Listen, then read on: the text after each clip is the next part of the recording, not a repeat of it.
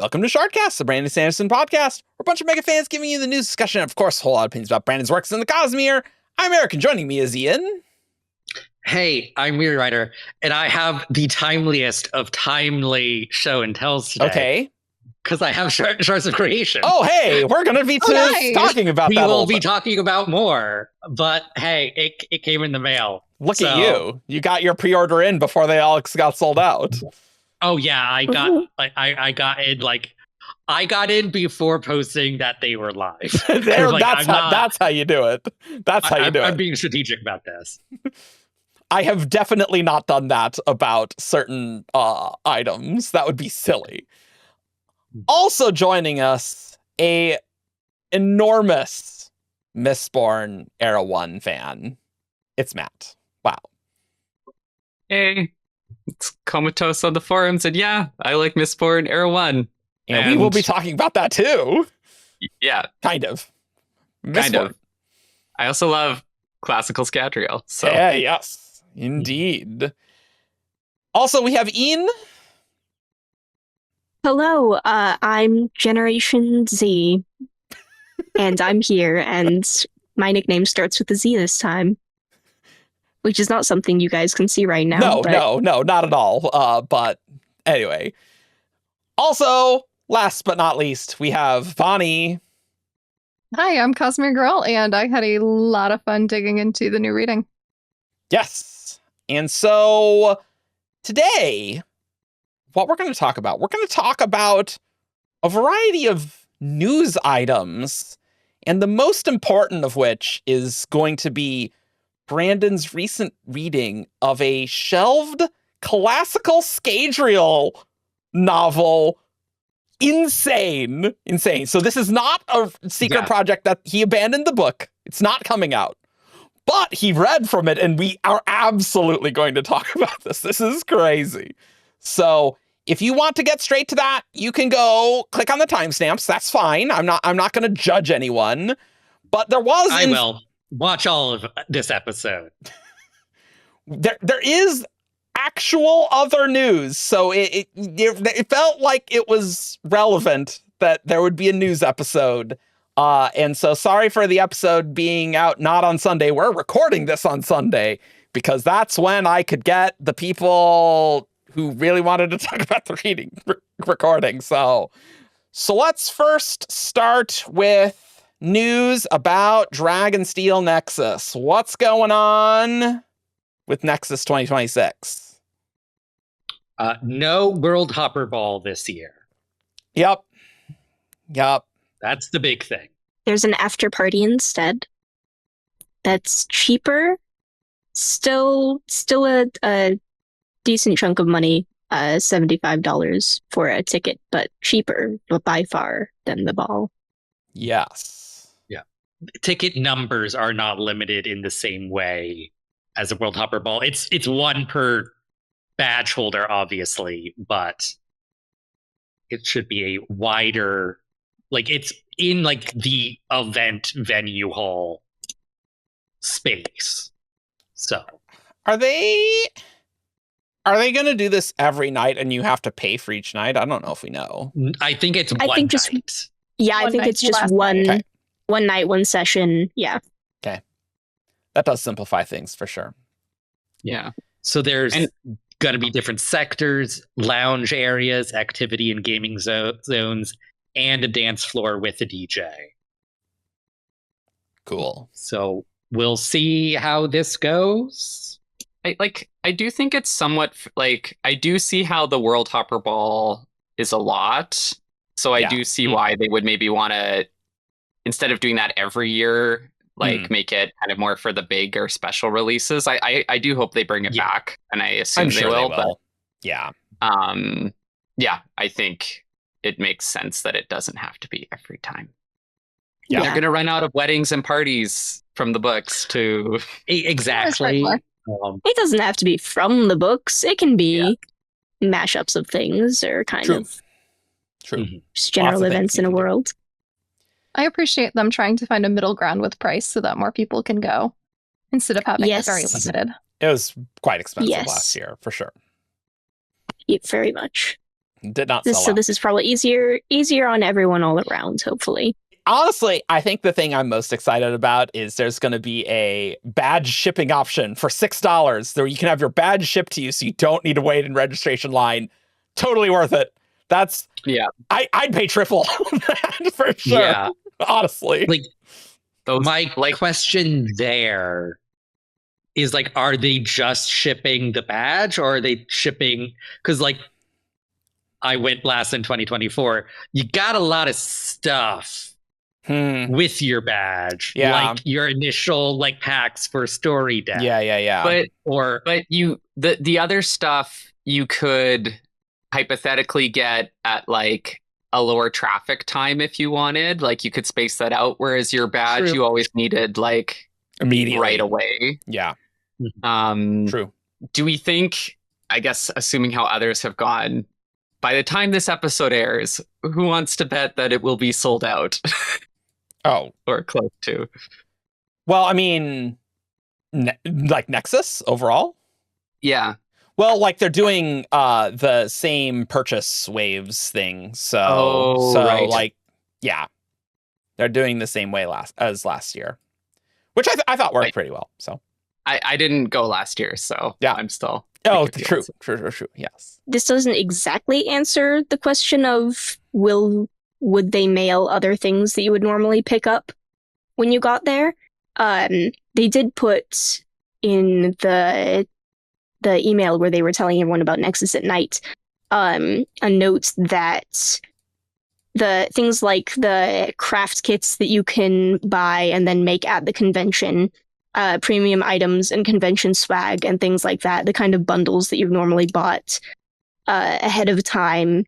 They said that we're used to grabbing these during badge checkout, but this year they're doing things differently, and those things won't be available for pre-order. They'll just be in the store, which is not exactly the same thing as like any stuff that just comes with the badge, like they've done with like convention games and stuff. Yeah, so like the convention game stuff. No, yeah.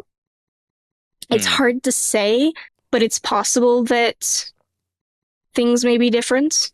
It does seem like if they sent too much in the mail, the shipping would maybe start to be more than a flat rate of $6. Yeah, I feel like it's probably So yeah, I'm guessing they wouldn't be sending them that way, but I mean, I don't know what they're doing, so. Yeah.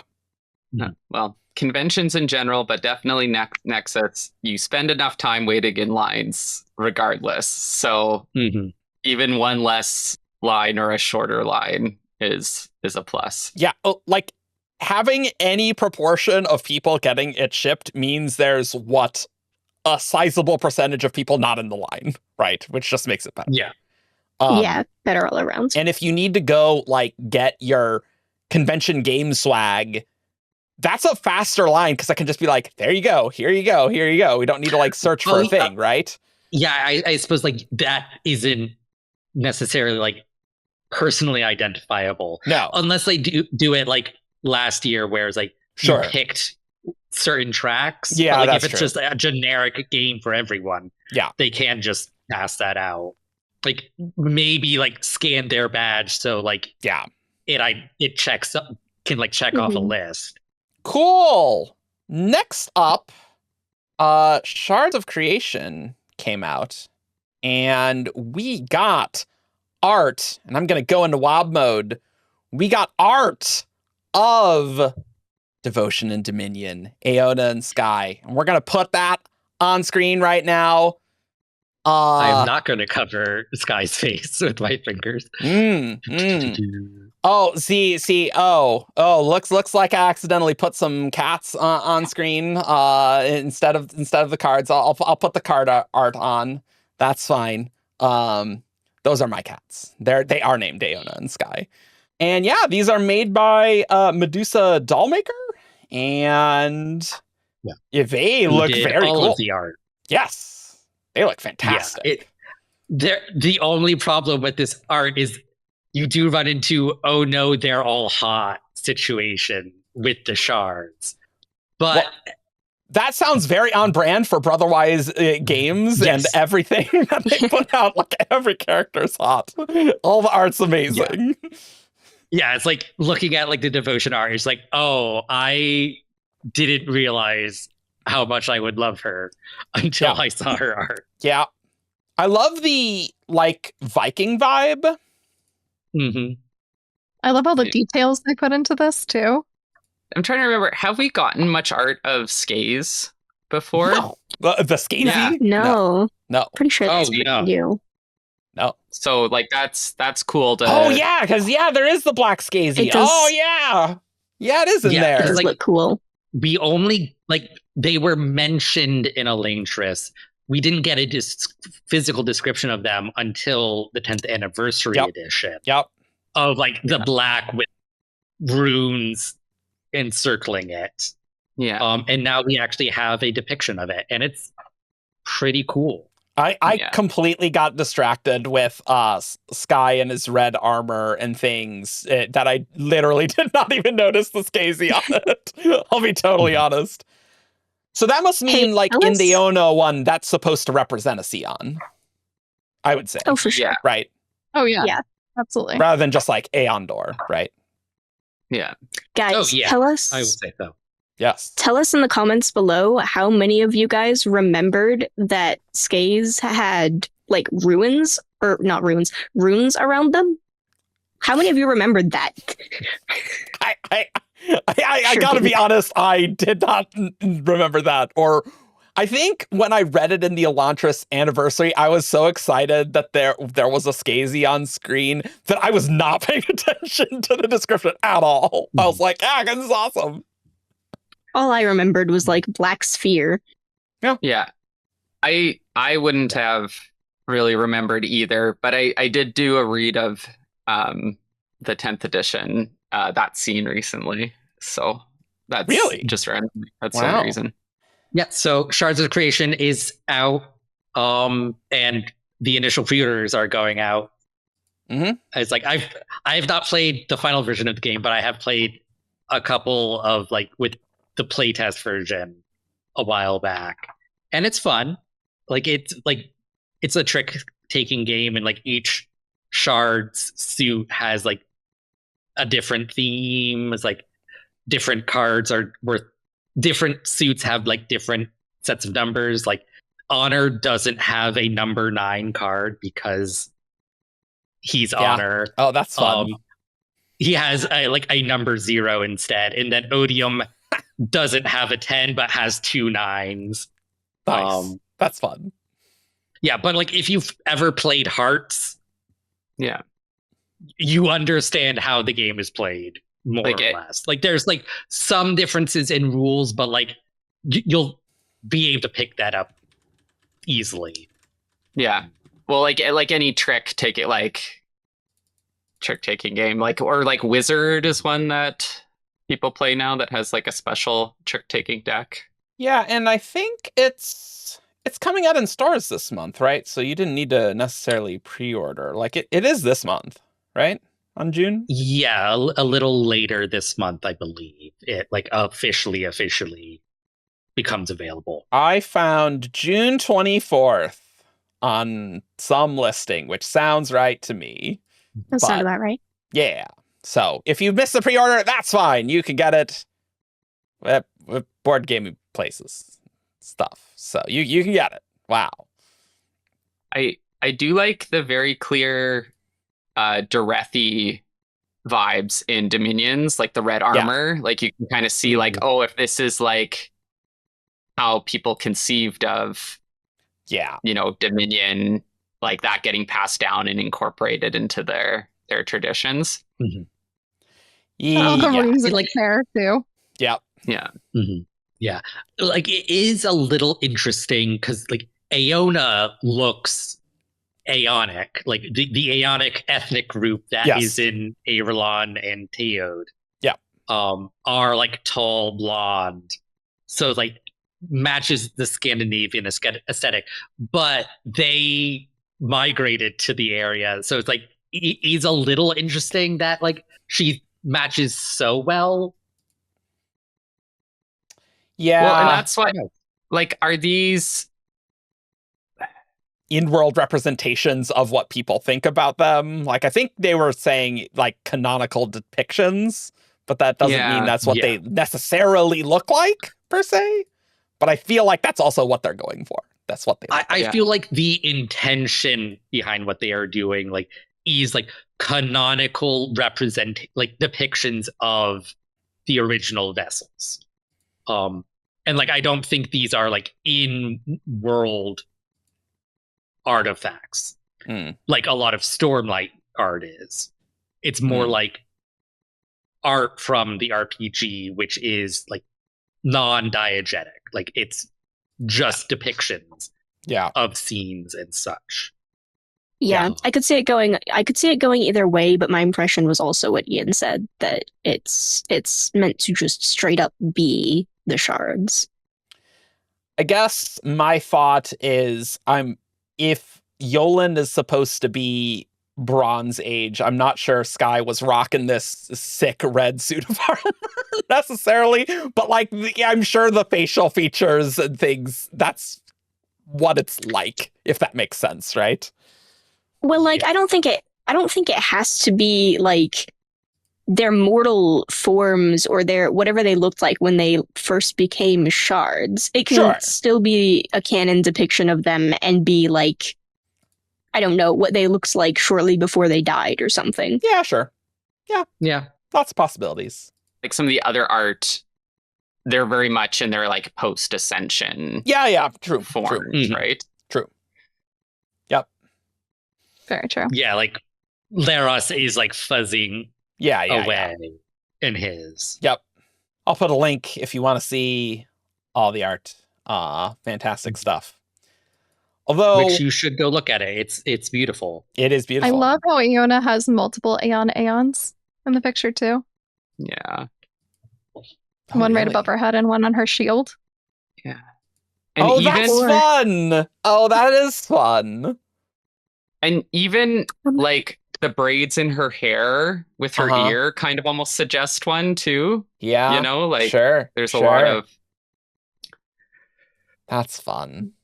And someone points it out over with Skai. If you look in the top right, and you know, really look in close, there's a picture of someone standing with a horse. Yes. It was kind of fun. It looks like it's on fire almost. And like somebody with an axe like right over his shoulder. Yeah. Yeah, that's true. Yeah. There's also like some soldiers like below his fist or his right fist, like kind of on the left of the picture. Very warlike. Oh, there's a dude with a helmet. And like there's chains like behind him. And it's like, yeah, like this vibes with what I was expecting from Dominion. Yeah. Like it's not a nice shard. No. For all that, it is one of the ones I would probably pick.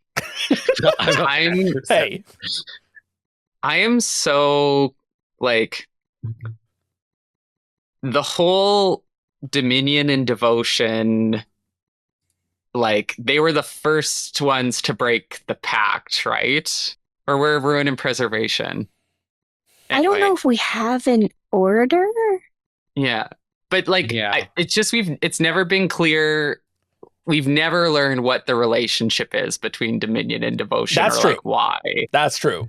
And like in the art, like they seem so different too. Like so, like it's just. It doesn't give me sibling vibes, which was definitely a common idea for a long time.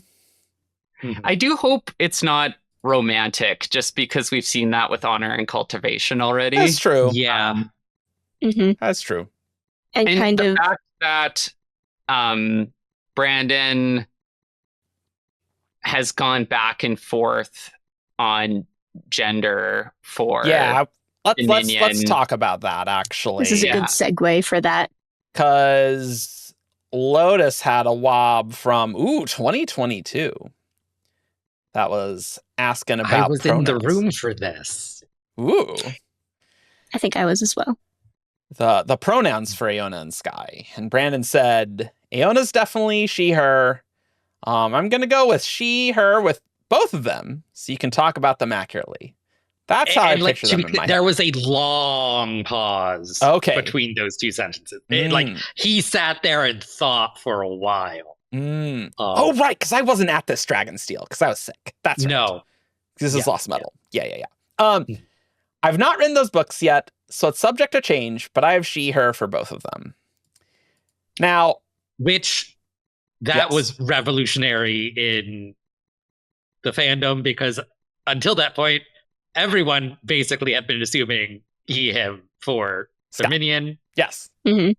And I had named my brother and sister kitty cats that way. I guess that's the brother and sister vibes. So, hey. So anyway, that is fun. That's a fun idea because, like a warlike shard like Dominion, like, does it have to be masculine? Like women can be evil empresses too, and that's fine. That's progressive. All right. But like the Dominion kind of war shot, like, and then like Aona being like devotion healer, like it. Those are it's pretty classic. gendered. Yeah. Yeah. Mm-hmm. But I also feel like, I don't know, if you're already breaking from the stereotype of Dominion being masculine, then I feel like you also have potential for, you have potential either way, but potential for other kinds of interesting differences. Like maybe Dominion is not completely evil. Maybe there's some complexity there to it. I'm sure there is. But I gotta admit, the art looks pretty. He's straight up evil. More like evil. He's a fascist for sure. It at the very least doesn't get my hopes up. He's dead. It's fine. Aries coded. Yes. Bloody for sure. Red.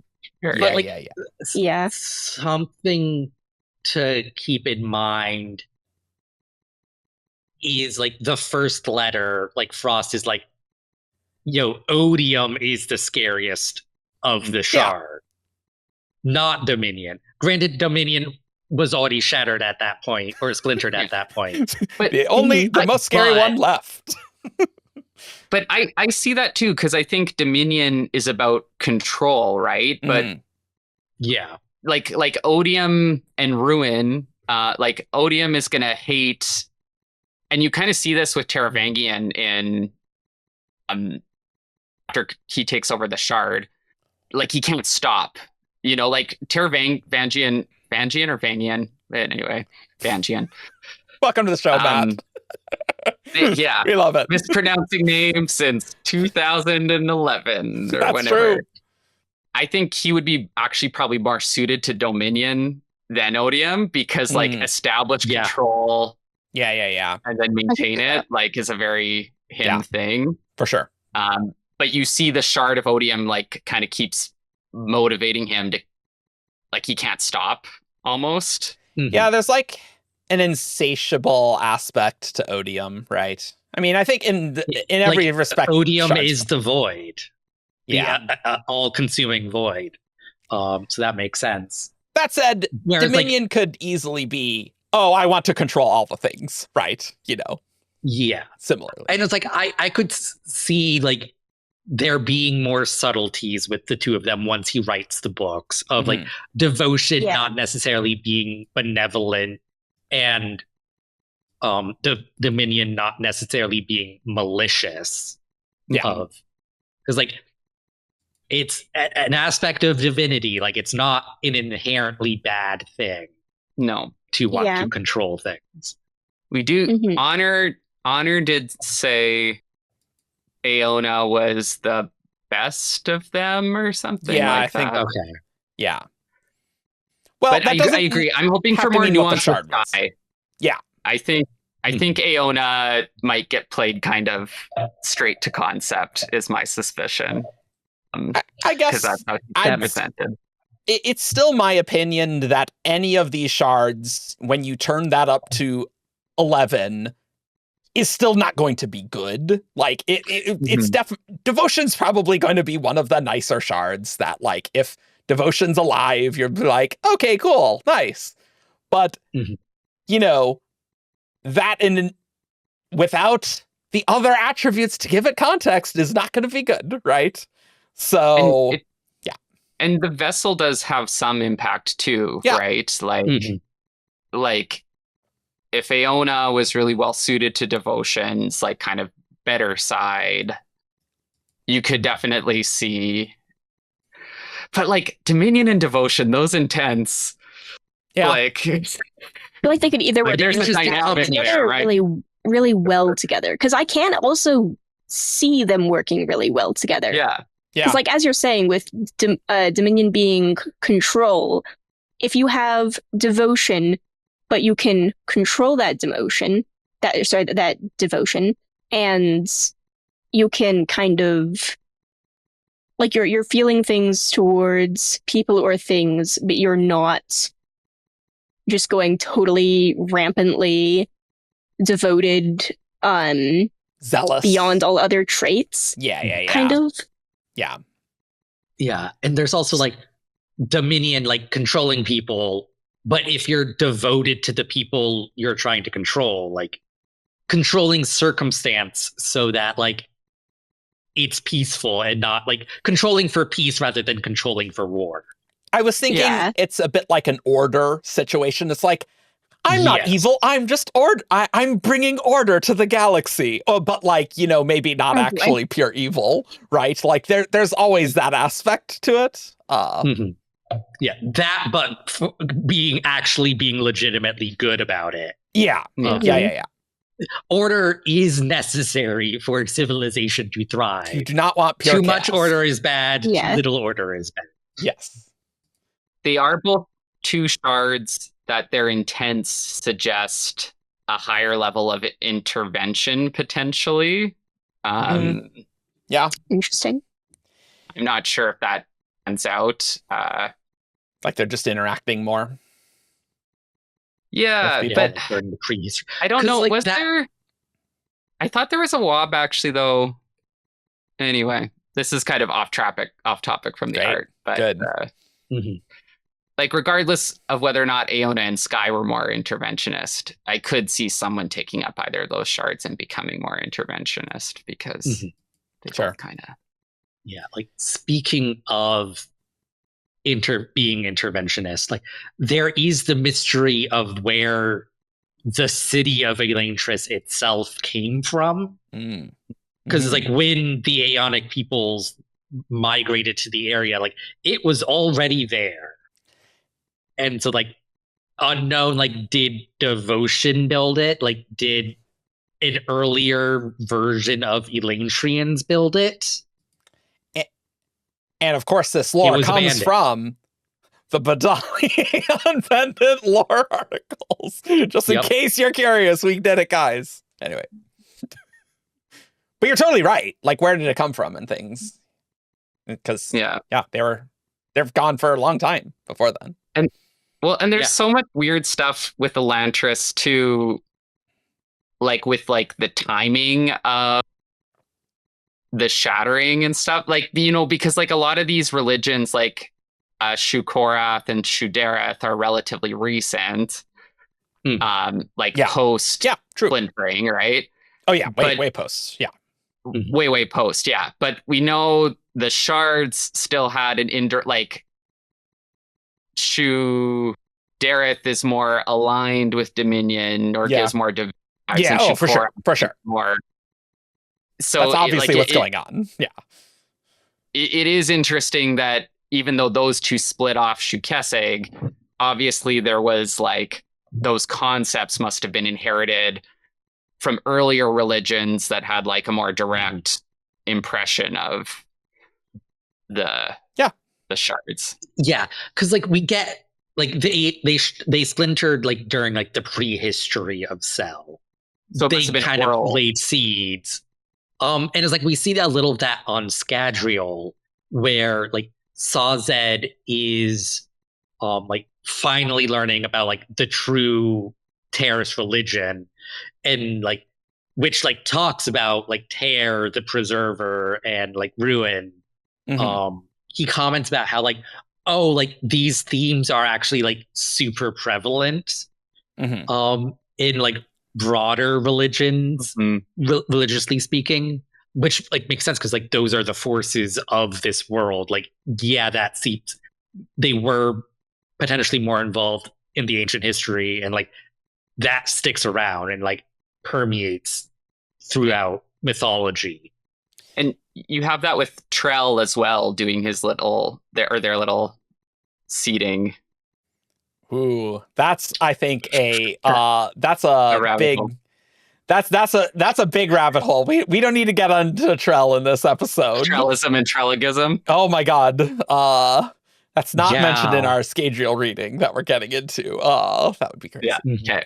Trell the foreman just is like, hey, what's up? No, he's not there. I would say, though, it doesn't need to just be like a pure religious development and like those traditions evolving from thousands of years ago if the Seon and Skazi are around, or at least some splinters of these shards. I'm sure that is influencing religion and culture in some respect, right? And so they could have been doing that for a really long time. I don't exactly know how that makes sense with the symbols if thousands of years ago, but don't worry about it. It's fine. I mean, like the symbols are like a pre-existing thing. Like those are not of human origin. And so the other thing is the symbols can change, right? Like because that's like in Elantris. Technically, yes. Well, like Elantris, that was the whole thing. That's how is the. I guess I'm like, have the Seons existed in their current form for as long as they have? That doesn't need to be the case. Like, no. Yeah. So. Yeah, like they could have been, like they've probably evolved over time. But there's probably some splinters, whatever that means. So we can think of the generic version. Yes. And while like it's hard to get on and off cell, it happens. So there would be world hoppers like who would know about devotion and dominion being splintered on this world.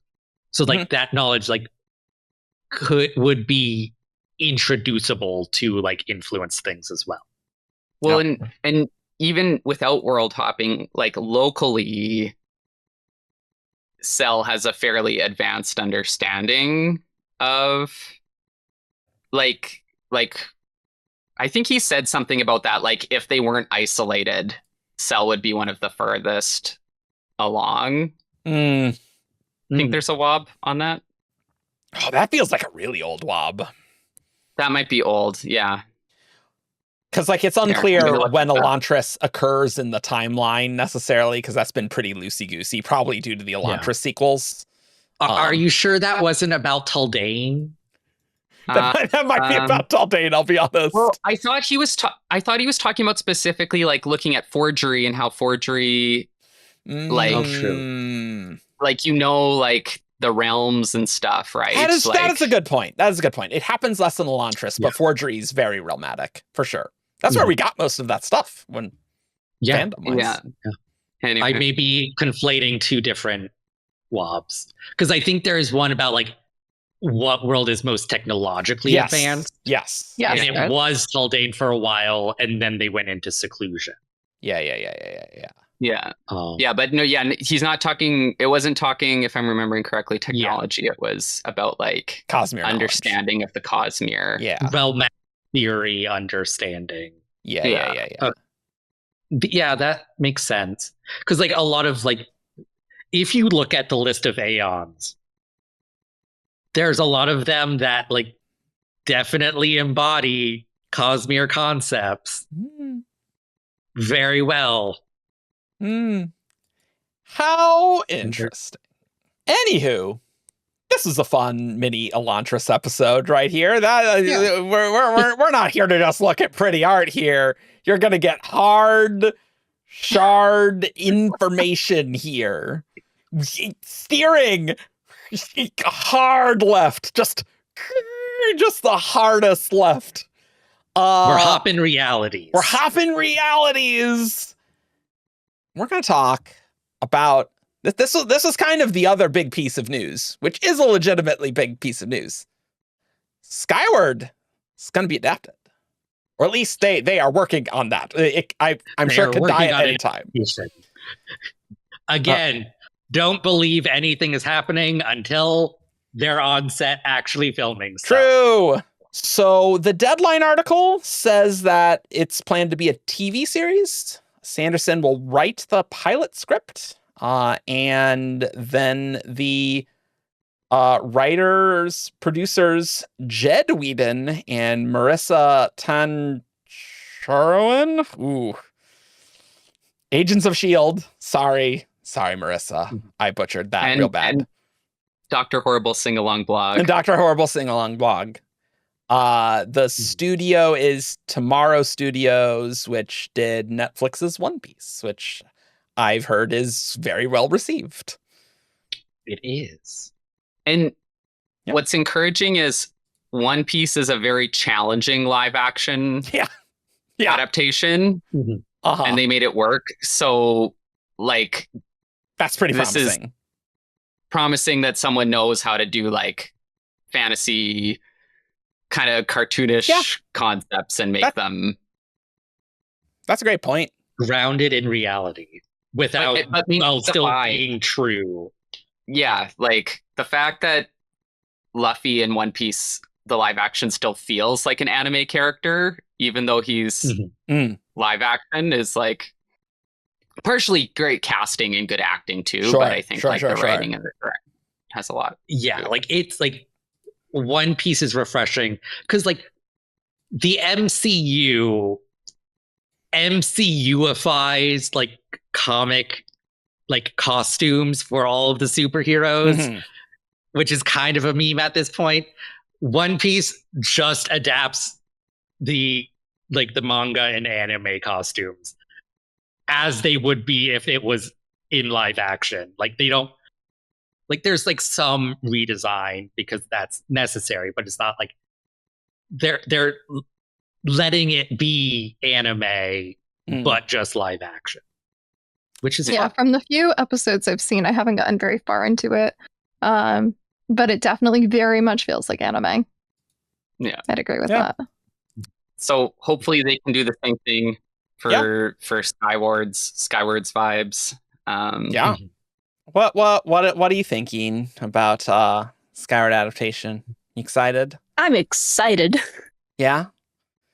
I mean, it's again, we don't have very much to go off of. Anything that does happen, if it happens, is going to be a ways out. But I am excited about it. So I was thinking about this, that Skyward felt... I think you could do a Skyward movie for the first book, but that would be progressively harder for the later books. So I think overall a TV show works pretty well, like doing the whole series. Like I could see that working pretty well. And I was also thinking this is where an adaptation could almost improve on the source material, just because thinking about Cytonic, like in a TV show, you could switch between a Spensa A plot and B plot in the real world, right? And that's very easy to do. Whereas book-wise, it's just kind of weird, right? Yeah. That's very true. And Spensa, it's kind of similar.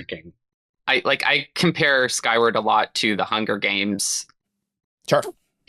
Like the Hunger Games are really, the books are really shaped through Katniss's point of view. And I feel like true. Skyward, so like having a more Sure. I do think it'll reframe the story and it will come off different just because we're not in Spence's heads in a TV series, right? We are viewing it. That's kind of what I was thinking. Because like this gets back into a lot of things we've said about the Skyward as a series, where there were a lot of like mismatched expectations coming out of book one. Yeah. Whereas like some people and Brandon himself was like, this is Spensa and Mbot's story. Whereas other people thought it was a more ensemble, this is Skyward Flight's story. Sure. And for like the books, like it being like solo Spensa and Mbot works. Yeah. for a TV show, I think leaning more into the ensemble nature is gonna work a lot better. So I wouldn't be surprised if, like, particularly like once we get into like season 2, like Starsight sort of thing, like I wouldn't be surprised if like either more people go with Spencer or like we're seeing more of what's going back at home. Yeah, sure. Yeah. Mm-hmm. But like we see a little of this with like the Wheel of Time adaptation. Yeah. Where like Eye of the World like is Rand's story. Like there is not another POV until like halfway through where like certain paths diverge. And then like once they come back together again, it's mostly Rand after that point. Whereas for the show, like they lean more into the ensemble nature of the cast. Because that's the strength of the medium. Yeah. And it can benefit in two ways too. Like Wheel of Time is a good example, because not only are you showing more content from different POVs and different characters and having a more overview approach, I think they were also able in the show to keep Rand more mysterious in some ways, you know, and approach that a little differently, which wouldn't doesn't work in a POV book all the time, where it can be harder. Sure. So you can just play with information differently and have stuff come out in different frameworks and different orders. That's interesting. I hadn't thought of that before about like the mysterious angle, but I wonder if they'll try to have it be more kind of up in the air, like what was going on with Chaser, Scene, Nightshade, and like Spencer, and like whether they are kind of, whether there is something like the cytonic stuff going on, or whether like the defect is actually they're going crazy or something like that. Like I wonder if they'll kind of be like, hey, can you trust your point of view right now in the show? They could really go into that a lot more too in a show versus in a book, I think.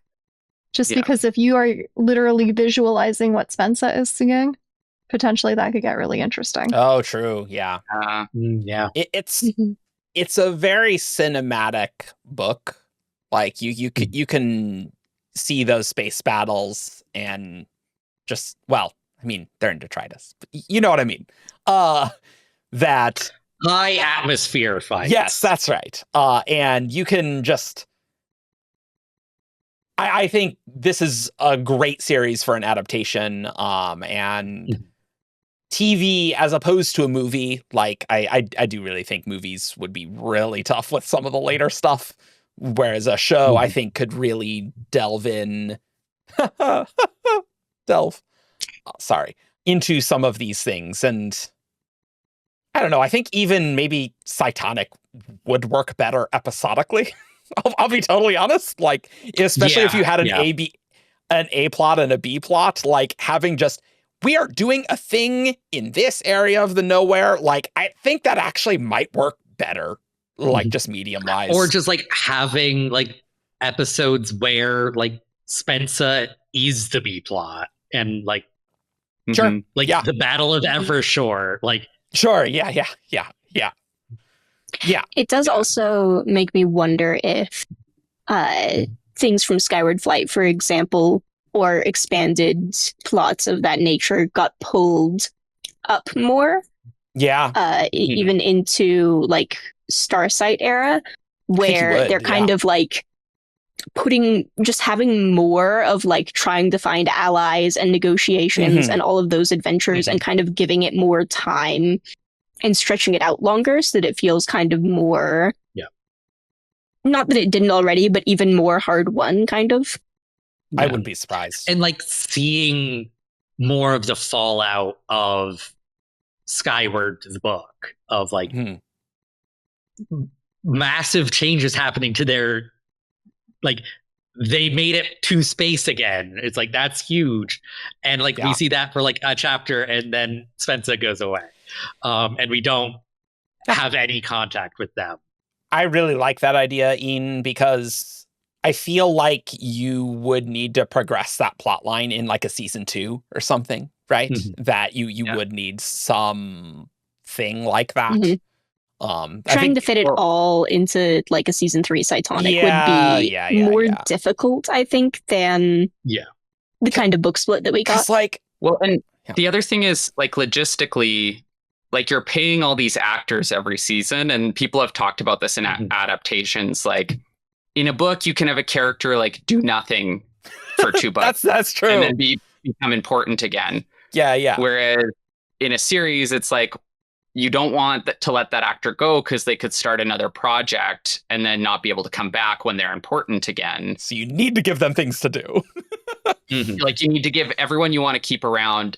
Like, so you see TV shows a lot of times, like, instead of sending someone off into the sunset, killing them off because they don't want, like, because they have to let that person go. Or adding plots for some of these characters to, you know, make it worth it for, especially if it's like an actor who's, you know, really doing well. It's like, oh, it doesn't really pay to have them just sitting in the background. Yeah, it's like you got to give Jorgen more to do in a season 2, right? I feel like you'd have to, for sure, right? Good point. Great point. But I'm excited. Like, as far as adaptations go of Brandon's works, I think Skyward's very adaptable, right? So yeah, totally. And one of his most adaptable, I think, I'd say. Probably, honestly. I agreed. Because, like, we've been through this song and dance before. Yes. Many times. Many over. times. And it's like, the Reckoners, like, Steelheart was optioned for a movie at one point. And, like, that was in a world before The Boys and Invincible. Yeah. And, like, it was, like, right at the peak of, like, superheroes, like, and the MCU. Yeah.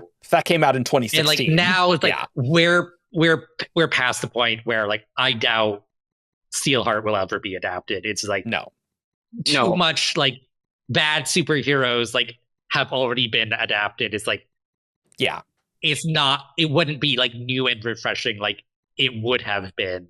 Yeah. And not just bad superheroes, but like they're very different, but like some of the concepts even that are discussed in The Reckoners, like, are kind of directly being interacted with in The Boys and Invincible, like, between those 2 shows, right? Like, they're exploring similar things, right? So yeah. Like, whereas, like, Skyward, like, this high sci-fi is, like, there are other high sci-fi shows like Star Trek and, like, Star Wars and, like, but it's like they're all, it's like, this is a much broader genre, so it's like it's easier to, like, claim a space. Like, also, How to Train Your Dragon is excellent, and so we can do that with Girl and Starfighter, and it will work really well. Like, that's gonna work. Very cool. And our last little story before we get on to the main event, we're doing great, so good on time, guys, is there is a kind of a Brandon book coming out very soon. By the time this, few days. Day after tomorrow. Well, this is being posted on the 15th. Oh, you're right. Yeah. Tomorrow. Okay, sure. Tomorrow for all y'all. Could potentially be Tuesday, but yeah, probably tomorrow. Songs of the Dead, or today, aka Death by Pizza, by Brandon and also Peter Arulian. On new June but 16th. old of design. Check that on your Shardcast bingo. Nice. So they've been talking about that a bit. I can't say this is one that's on the top of my list, urban fantasy wise. That would be. I still need to read the new Dresden book, so that's going to be first. So. Oh yeah, new Dresden book came out. I forgot. Yeah, I know, I did too. I was so busy earlier this year, so I got to read that. So sorry, Peter. But that is coming out, and that is the first book in a trilogy, I think, called the Strata Wars. I think he's talked about doing I think he's talked about doing like a lot of books, or at least he's said that he has really? ideas for a lot of books. Okay, I can't maybe even not a remember if trilogy. he's I don't said. remember. I can't even remember if he said like trilogy and then maybe more, or if he's just straight up said I have ideas for a lot of things. Okay. Yeah. I could easily Yeah, like I don't remember like comments on it being a trilogy. Okay. And Brandon has said like his name is on this one because like he was involved, like there was back and forth between him and Peter. Going forward, this will strictly be Peter's series. Brandon will not be involved. Yeah, like he did a lot of the world building, but yeah, Peter's going to do the stuff, the actual. Yeah, they sat down together. There was some. It might have been on a comment. He was talking about how they sat down and put together the world building to start with, and then really built up the story and did a lot of back and forth whenever there was a question on how to put something into the story, what would work well. Nice. And this is different from the Riftwake series where Brandon like is very much involved through the entire thing, back and forth with Shanxi. Yeah, I think he has a more of an ongoing interest in the Cytoverse. I think that's and true. Obviously, if he ever did something like this with a Cosmere novel, he would probably take a more involved approach as well. I'm sure. At least in this stage of the Cosmere, like I could see a world where the Cosmere expands into almost like a Forgotten Realms type situation, right? With different, like late in Brandon's career, once he's written like his core series, like that is something I could see potentially happening. But I think for the foreseeable future, anything Cosmere, he's going to be pretty hands-on because that's his. But yeah, this is one that's easy to spin off, I think, to someone else. Yeah. We've been hearing about it in newsletters, etc., since like 2010. So long. Well, I don't know about 2010, but long time. 2013, certainly. Yeah, It's a long time. The first State of the Sanders. First mentioned in 2010. Wow, look at you. According to the Coppermind. Okay, I was like, you just went to the Coppermind to look at the citations. I mean, fair enough, you know. That's what it's here for. Cool. We do have 1 trillion WoB episodes to do, so I don't know when or if we will do a Songs of the Dead podcast. Maybe sometime. It is a higher priority than a Moment Zero podcast, that's for sure. Or Death and Taxes. It's fun Death and Taxes too. Sham them all into one episode, and I'm sure we can manage to talk enough. That sounds like so much reading to do for one episode. I'm not doing it. Like it's not the like, do we have enough to talk about? It's like, do we have the time and motivation to read these? Yeah, that's the problem. Enough people who have read them. Or do we have enough cast who has read them all? Has read them, yes. So, now it's time for the main event. Brandon, in May, did a reading from the beginnings of a classical Scadrial story. Oh my god! I couldn't believe it. Reading this in the events channel when this was happening. I'm like, what? Quick clarification. For people who are not hip to the lingo. Yes. Because this is not mentioned in the books. That is Classical Scadrial refers to Scadrial pre-ascension of the Lord Ruler. Yes. He says this may never be released because this was a project he was working on after Wind and Truth, where he's like, I'm going to write whatever I want because I want to. And I think that makes sense after Wind and Truth. But he eventually dropped this book and went on to Fires of December from here. And so some things might change, might not ever come out, probably not. I don't know. But we got some classical Scadrial stuff. And it is like insane. And so insane. Like he's writing Ghostbloods, right? Like some of this lore I fully could see becoming canon, even That's wild to think about. 100%. You know, like is, we'll get into this, but what are the chances that someone somehow finds a heritage blade or something like I think that, right? low. I think low, but that is fun to think about, for sure. It makes me wonder which pieces here are needed, if any, for Ghost Bloods. True. Like, is part of the reason he's thinking about this because he's writing Ghost Bloods, and he wants to settle down on some canon history first. It's possible.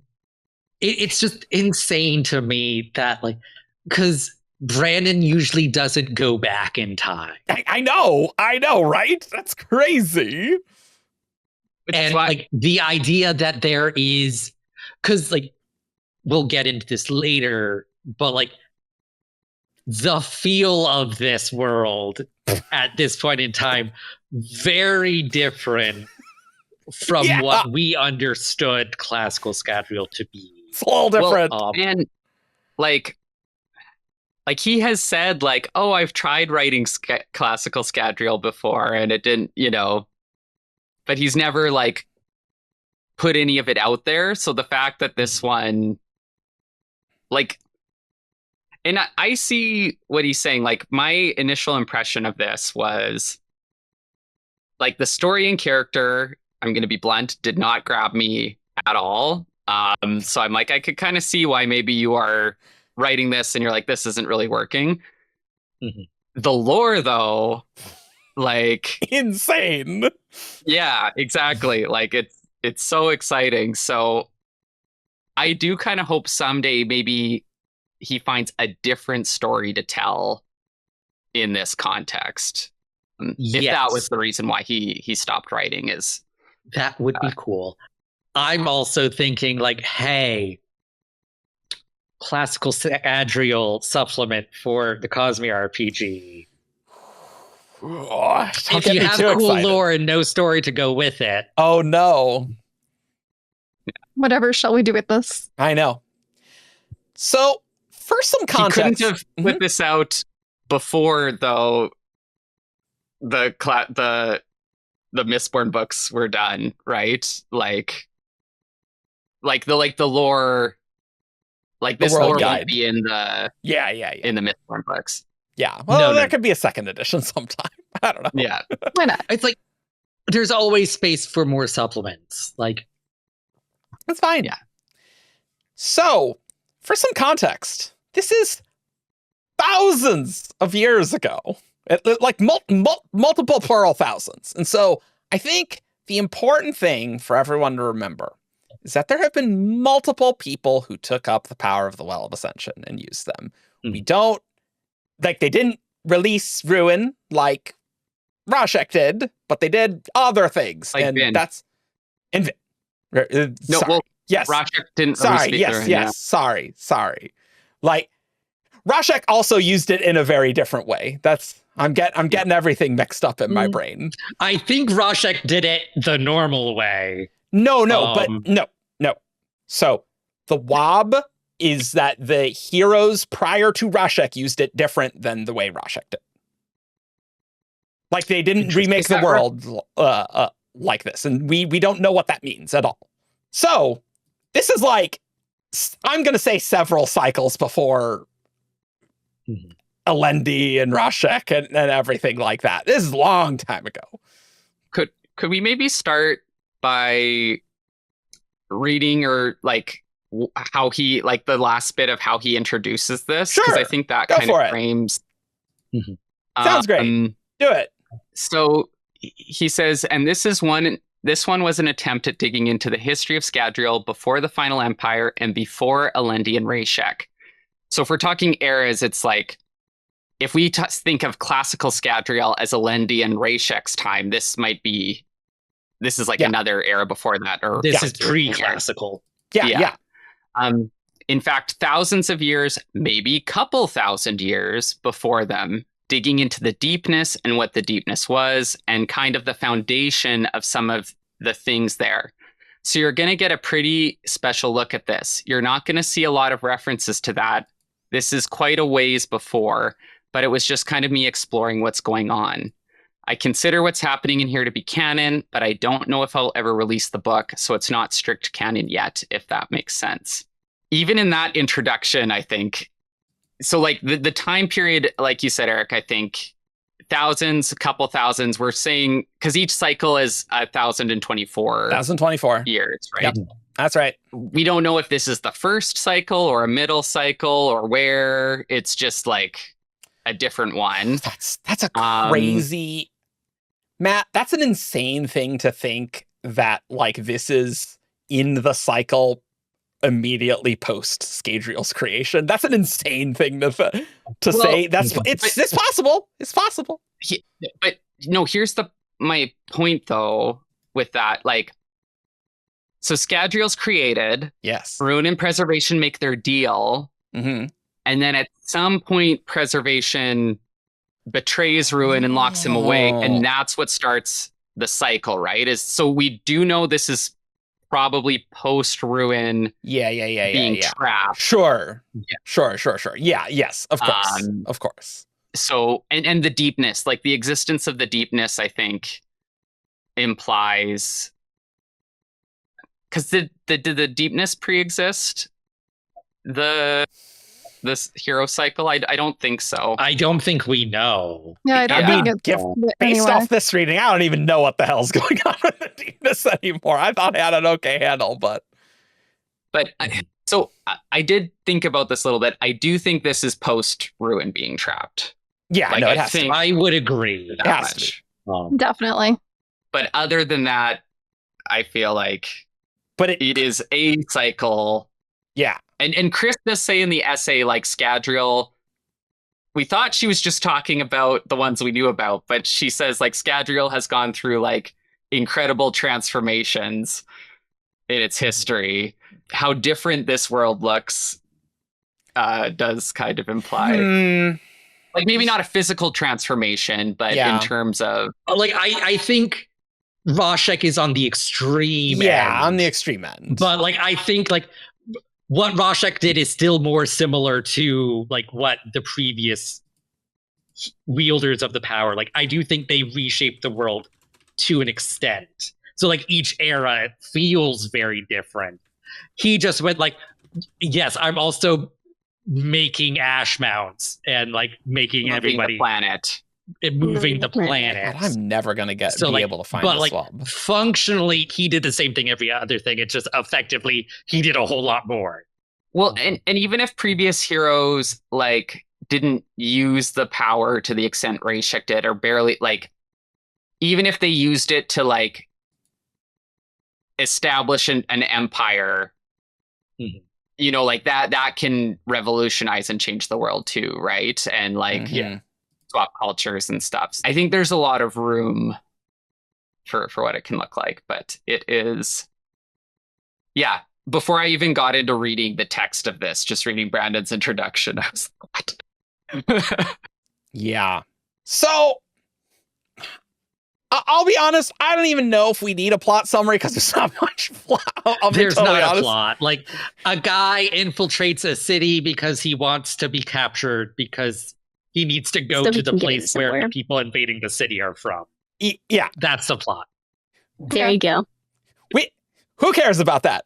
Let's talk. Yeah. We got to talk about the Midnight Dead within the Merc, which, I'll be honest, is so like the Shroud in Yumi and the Nightmare Painter. It feels a lot like that. Like a lot like that.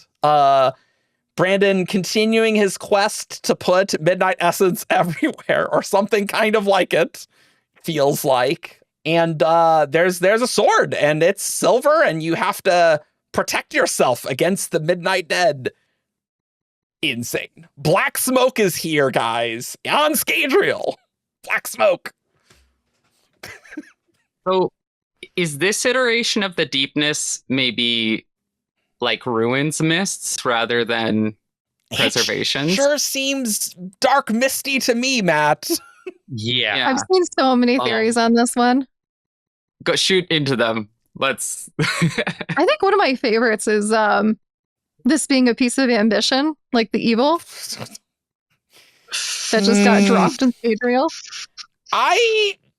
I'll be honest, based on how Brandon set up this reading, I don't think that makes sense. I think this is going to be pure Scadrian context things. Fair enough. But still, I really liked that theory. Yeah. There's also the idea of Rune's version of the mist. Yep. There's the mists that have been corrupted.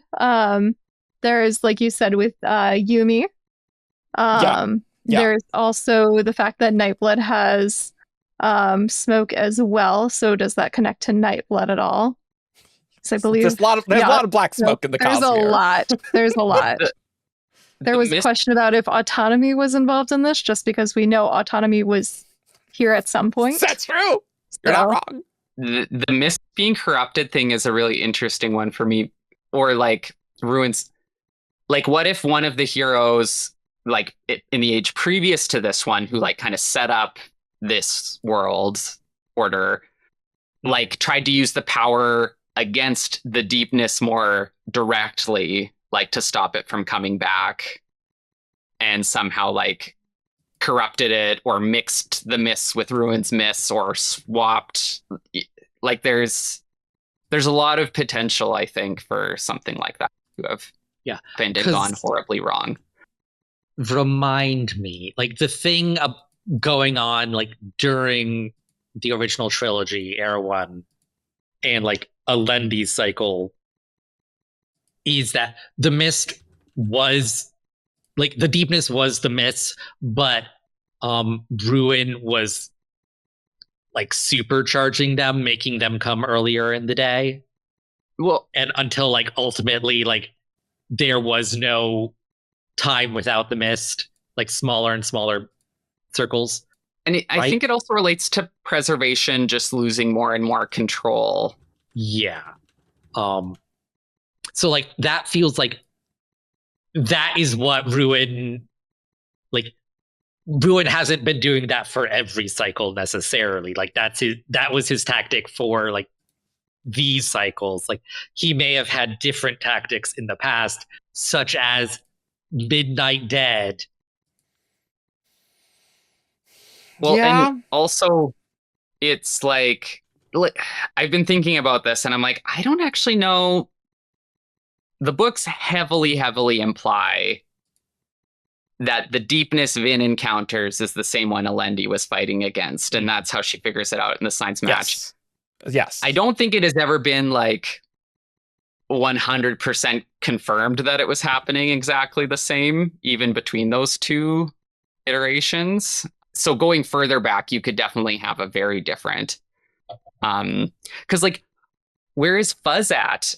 Or like Laris at this point? Like if Laris is more like less Fuzz and more together a couple thousand years ago, because we know like it was a progression of Fuzz's kind of degeneration.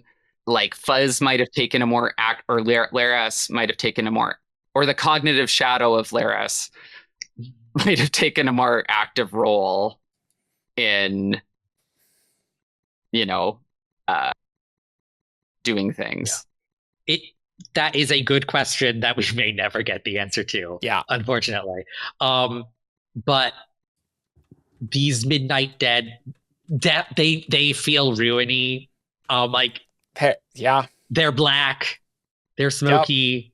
Yep. That just screams ruin.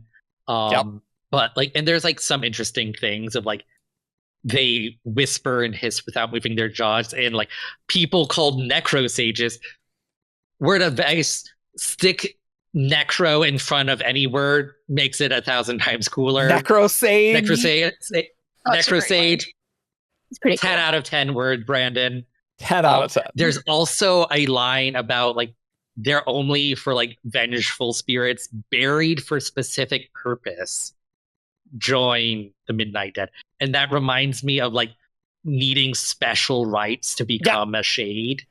There's a lot of Threnody vibes here. Really Threnody. strong. I'm saying ambition. Yeah, I mean, that's... I'm saying ambition to evil. Yeah. The ramificate, like, the whole Silver thing, because, like, Scadrial's always had a weird relationship with Silver and the rest of the Cosmere. right? Yes. Like, yes. there's been a weird dissonance there. So, like, bringing, like, what seems to be silver, like, Shadows of Silence style silver onto Scadrial which is so metal centric. Yeah. Seems like a very intentional choice with ramifications, maybe. Silver's spiritual integrity or is it integrity? Spiritual integrity. Yeah. Yeah, spiritual integrity of silver that allows it to kill investiture. Yes. But like it's not an allomantic metal, but like this feels like coming home in a sense of like metallic effects on the metal world. I do love the specific. Brandon's like, we're gonna put specific metal name right here. It's definitely bronze right here, and I'm like, aha, yes, the Scadrial. They named the metals specifically. Haha. If you gave zero context, it would have been challenging for me to figure out that it's Scadrial. I'll be totally honest. Well, that I think just gets into like just the tech level, where this is an earlier tech level. Is like iron is still like new relatively. Sure. Which so, is like bronze swords should be fairly common. Which is interesting because like in later eras, you have people discovering applications in the magic system of existing metals. In this era, they're discovering the metals themselves, let alone discovering like how the metals might apply in the magic system at the time. Yeah. Like it would be crazy to see like, and I don't even know if in this time like allomancy, feruchemy, and hemorrhagy exist as we know them, or if they're like different systems. But if they did, it'd be like, oh, you know about a version of allomancy, but only bronze and iron. You don't have steel yet. You don't have sure. Yeah. Like, yeah, because like I think functionally the systems will be the same. It's just like it will be exceptionally rare because there's no Lerasium infusion. Yep. Like hemorrhagy could be a thing very easily. Yeah. Well, and I was wondering, like whatever precursor of the Terrace is here, would have it. Well, do we think main characters people might be a precursor of the Terrace? That's what I was thinking. I don't think we have enough to say. Like the names, like Landreth, and there was a couple of names that I was like, that kind of gives me Terrace. Okay, sure. Does have Terrace vibes. Yeah. And there was another one at too it from a different angle of other stories. So the heritage voice with the stories and the mother story songs. Yeah. That gave me a bit of very proto world bringer vibe for sure. And it's like they worship their old god is Sethoweth, the Lord of Ice. Very preservation-y. Yeah. And I also, so I'm just gonna say Wheel of Time spoilers. Like what, and I won't be too specific, but what the Robert Jordan did with the Aiel, like changing over time and going through like different iterations, I could see Brandon being somewhat inspired by that with the Terrace, like having threads of connective tissue in different iterations of the Terrace culture, while still like kind of being very different from each other outwardly. Yeah, I could see that being like potentially like drawing some inspiration from that, like that, because like Landreth, that does feel like a very Terrace name. It really does. Yeah, that's not a coincidence. Oh, Caldweth is another one, or outside the region, help the people of Caldweth. Oh, that's a place. Sorry, that's a city. Yeah. One thing I was thinking about, and it's really hard to know how the Merc and Midnight Dead fit in with anything. So this is insane all around. But if I had to imagine something that Ruin created before being imprisoned, this would qualify. I could see something like this existing. And so I almost like the idea that perhaps this is after Ruin has been imprisoned, but no one has ever picked up the power of the well before, ever. Potentially. Okay. Like, First cycle. Or an early cycle. Yeah.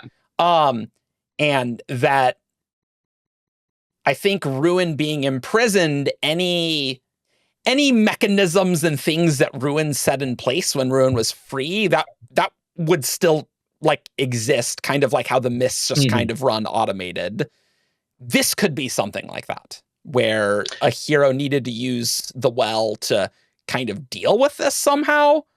I don't know. Kind of like that could be something like, instead of using the well to like move the planet's orbit, like they use it to just like disable this functionality. Yeah. And like put an end to the Midnight Dead going forward. Yeah. Or whatever things are going on with souls and stuff, which is really interesting and things. I do like, could there be an application of hemalurgy that creates something like the Midnight Dead? Because like you can do some pretty crazy things with hemalurgy that we don't really understand or know about. And it is weird because these are like they're not, it's clear in the text, like they don't have flesh. Like this isn't the physical body. Yeah. But if you did some like hemalurgy way of killing, I do wonder if that could somehow produce.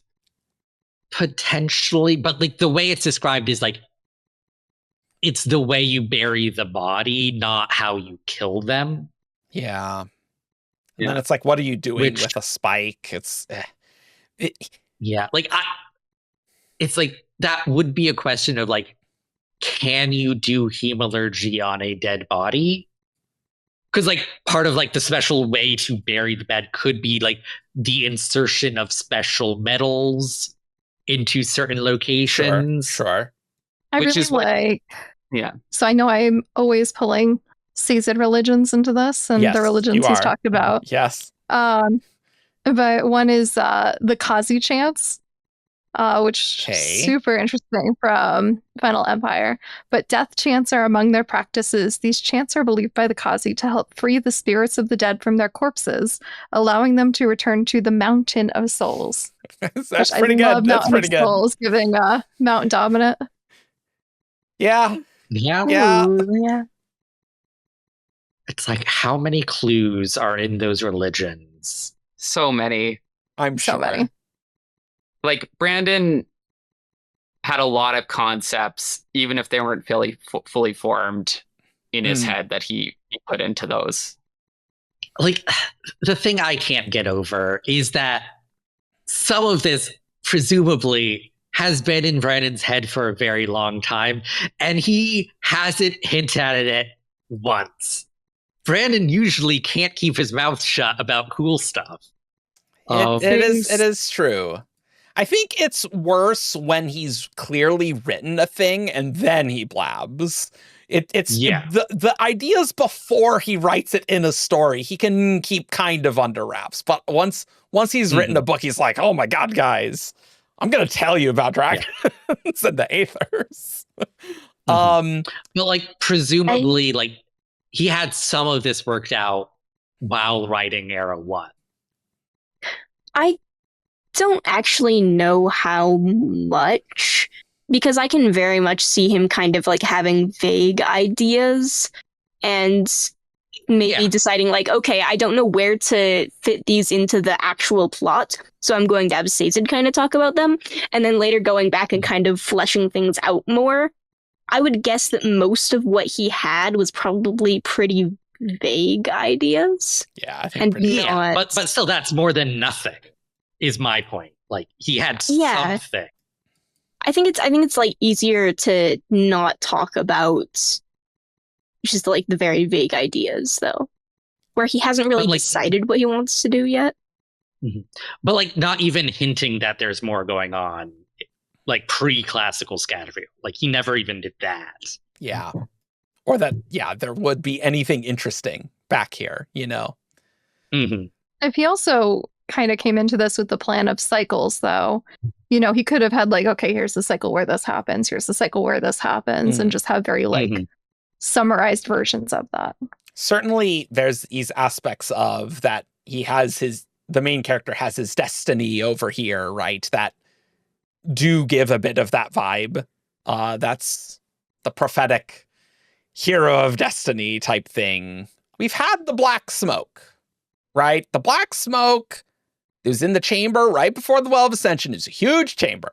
Lots of black smoke that they went through. And Alendi's companion mentions the Black Lake as well in the smoke. Yes. I think. Yeah, there's actually quite a few black, with things, with the deepness and things. But in at least the main Era 1 stuff, we basically do not see the black mist other than that room, basically.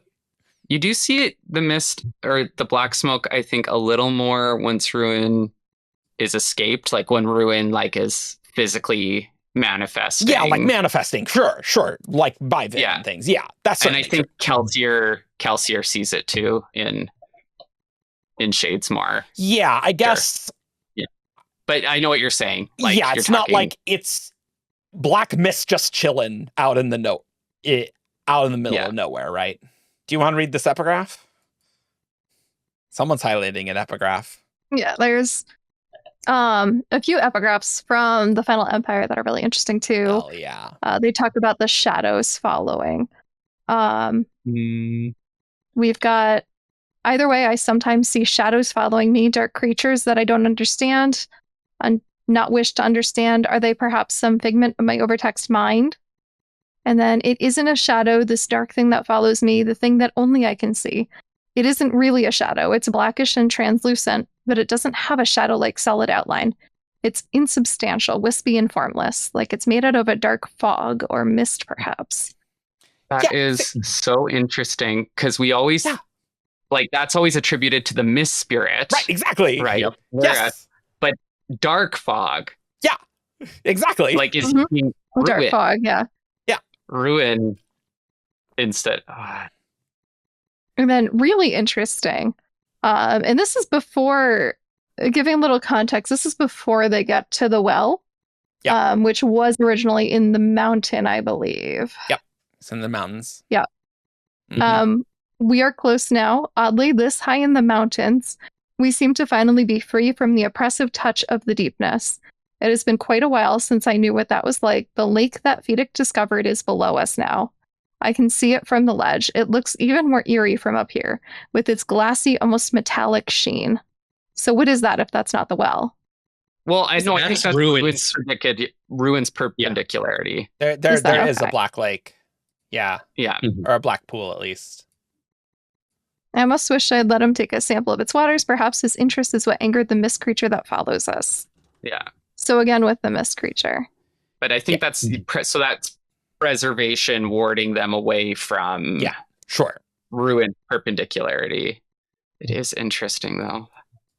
Yeah. And it makes sense, like, as they approach the well, they're like getting out of the scope of the deepness, because like that it constricts in around where the well is. Yeah.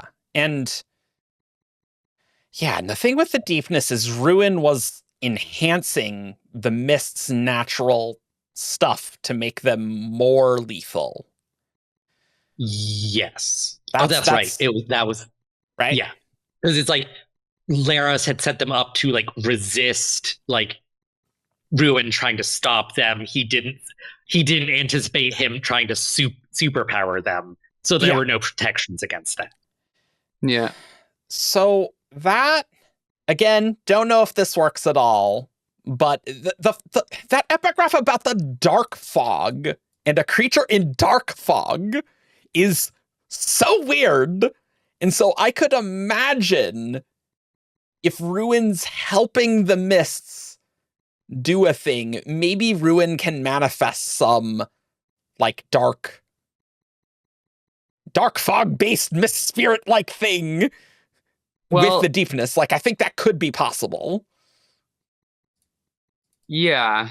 Like he Maybe. does do that in Hero of Ages, yeah. in Hero of Ages. That is after he's escaped, but it isn't like inconceivable. Like we know he like talks to Zane and some of the Inquisitors and to the Lord Ruler and to Vin. Well, he's trapped. So depending on the stage of things, it's not unheard of, like, to particularly towards the end of the cycle. Yeah. Probably like the bindings on him are like growing weaker, like would give him more flexibility. Because he's also like able, or was the earthquakes just after he was released? Were there some increasing earthquakes and stuff? There were increasing earthquakes already? Oh no, not in Wall of Ascension, no. Okay. No. So that's post being released. Yeah, because he was trying to accelerate the end as much as possible. Yeah. Yeah. Yeah, because Ruin was really enhancing the ash mounts after being freed, right? Which would have actually killed them over the deepness. So the deepness wasn't the main problem at that stage. Yeah. But that's a really cool trend with Ruin subverting protections to be destruction. Like the mists are meant to resist his influence, and then he subverts them. And then the ash mounts also were made to like protect the world from the sun, which they moved closer to get rid of the mist. And so Ruin is taking these like measures that were put in place to combat destruction to further destruction. Like it underscores like Ruin is not a mindless force of destruction. Like he is clever. Yeah. And like, well, and his argument is always that ruin is inevitable, right? Yes. So like he's kind of like arguing his point through how he is bringing about. Anyway. But again, like that is like progress over time. So it's like presumably like he could have come up with that idea like first cycle and be supercharging the mist all the time. Or like it's plausible that like that was a later development. It's like, oh wait, like here's an idea to try. Now that my like angry death monsters aren't roaming the world anymore, I need to try something else. Yeah. Or I have the opportunity to try this now because Laras is more oh like, sure, diminished. yeah, like yeah, that he's losing it. It's a good point. Yeah, I guess because like if Laras was more together, like he would be more able to put a stop to it. Yeah, because Laras, am I getting this right? Laras like died by sacrificing his mind to make the well.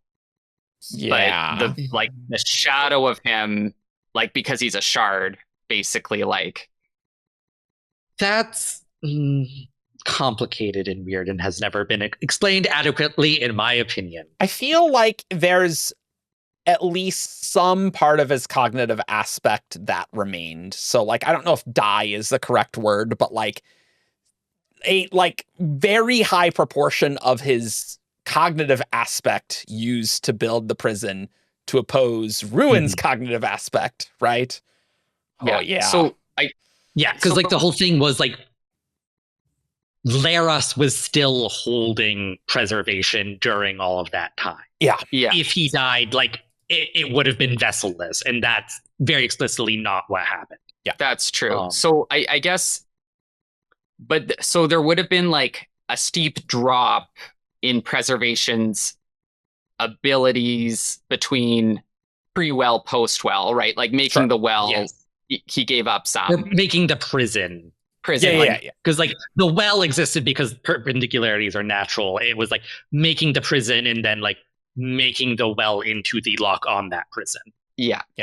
So making the prison and then, but from that point, it's a slow, right? Like Yep. I agree. Agreed. So like we don't know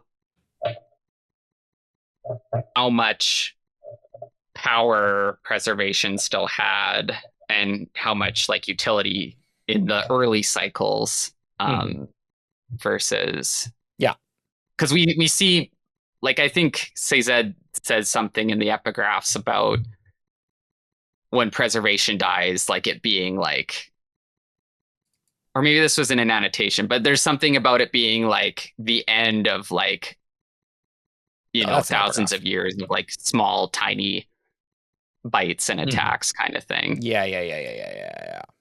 No, I remember that. Oh man. Yeah. We're getting into the deep mechanics of like, how does the Well of Ascension and the prison work? It's like, yeah. We're getting... We've been asking those questions. It's 2007 and 2008 all over again, guys. Hey. Hey, Brandon, because you're definitely watching this. Yeah, sure, for sure. It would be so cool if a version of this book could come out to give us more stuff to chew on. It's honestly so cool. There's another element that I want to talk about, and we'll probably constantly go back to the Merc and the Midnight Dead, because but I want to talk about the Ageless, which is just we don't really know much of what that is at all, other than rules from Mount Dominant, which is a massive mountain, which I love that name. That's very fun, actually, that it's called Mount Dominant, I'll say.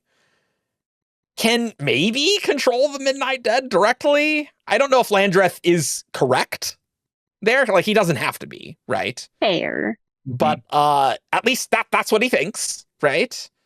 Mm-hmm. I wonder if that does lend something to the idea that they're hemorrhagic in some way.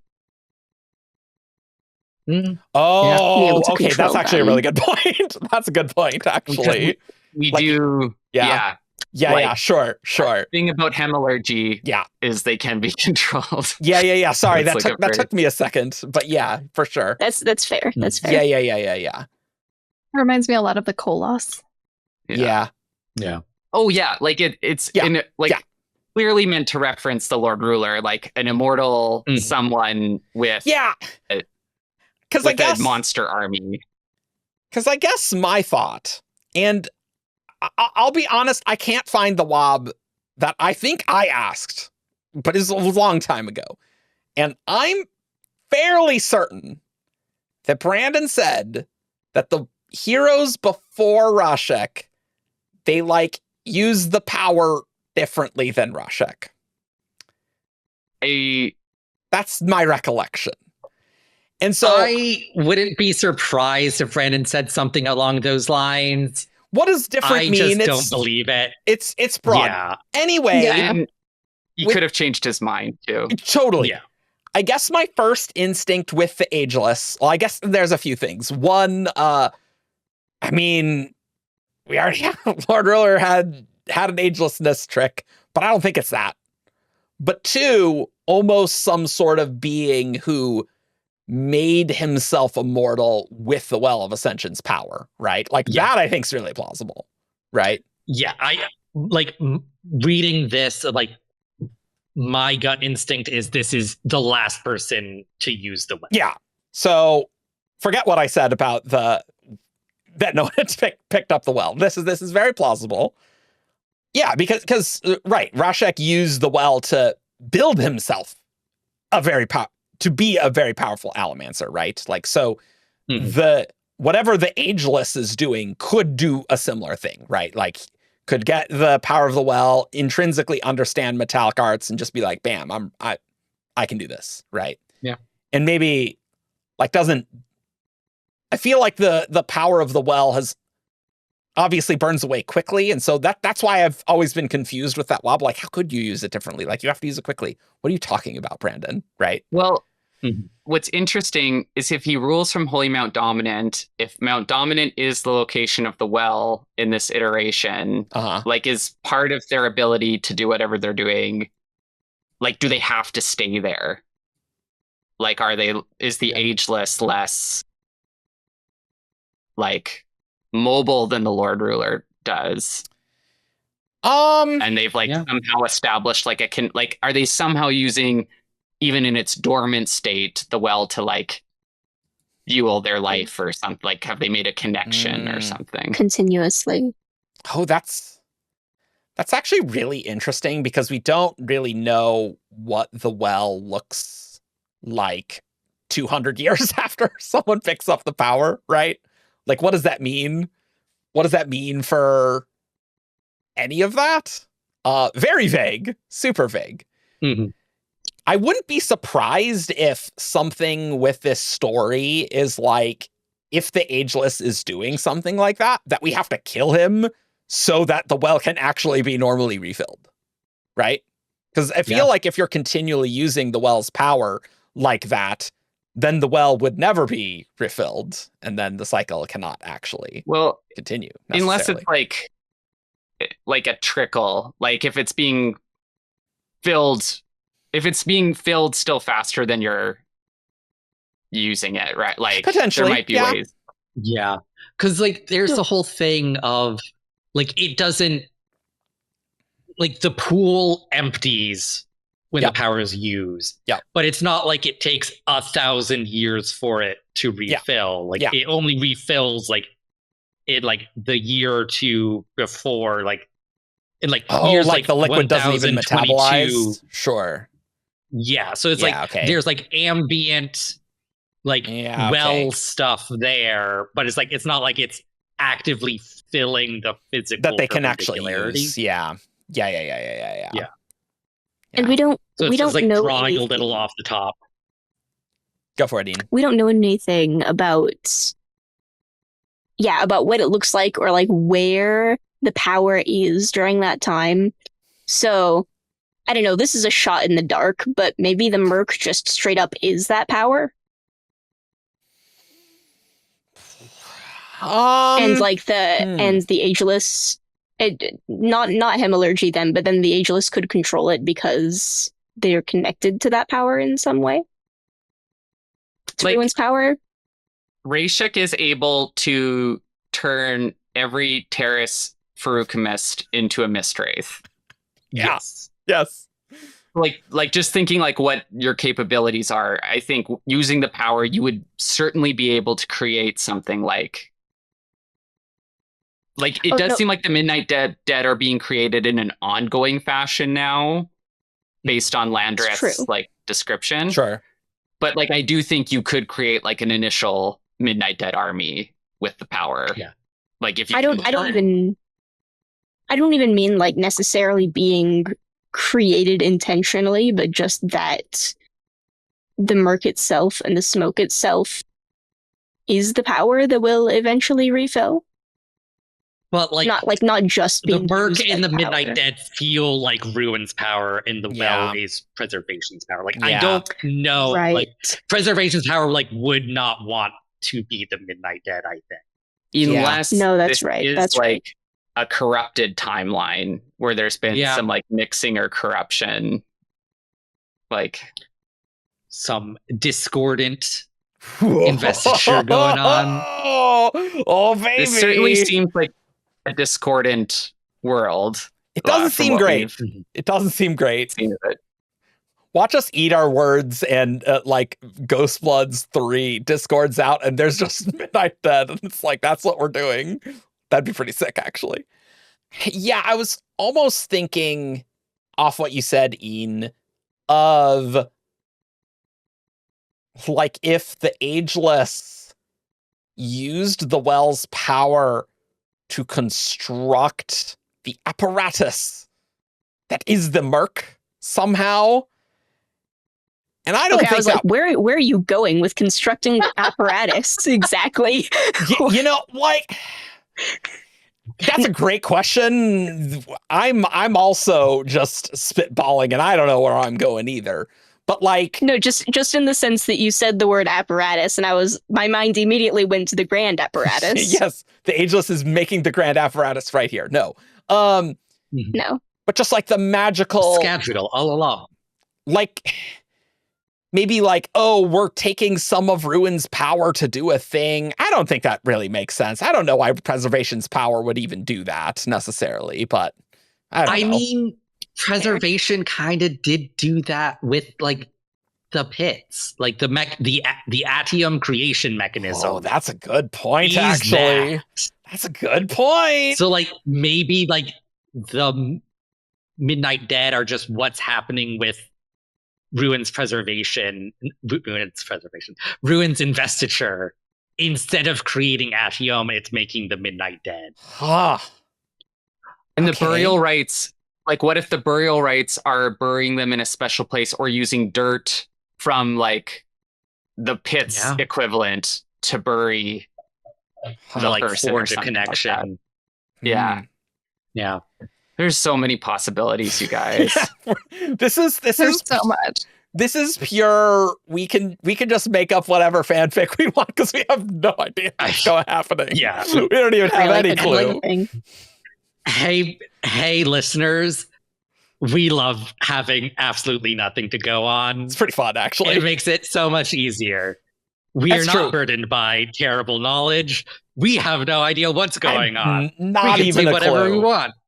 It's possible, like, this is first draft Brandon, where Brandon would even change some of these words, where he's like, okay, now that I'm done with the book, I need to fix some of this continuity. So really throwing us off the trail too, you know, not intentionally, of course.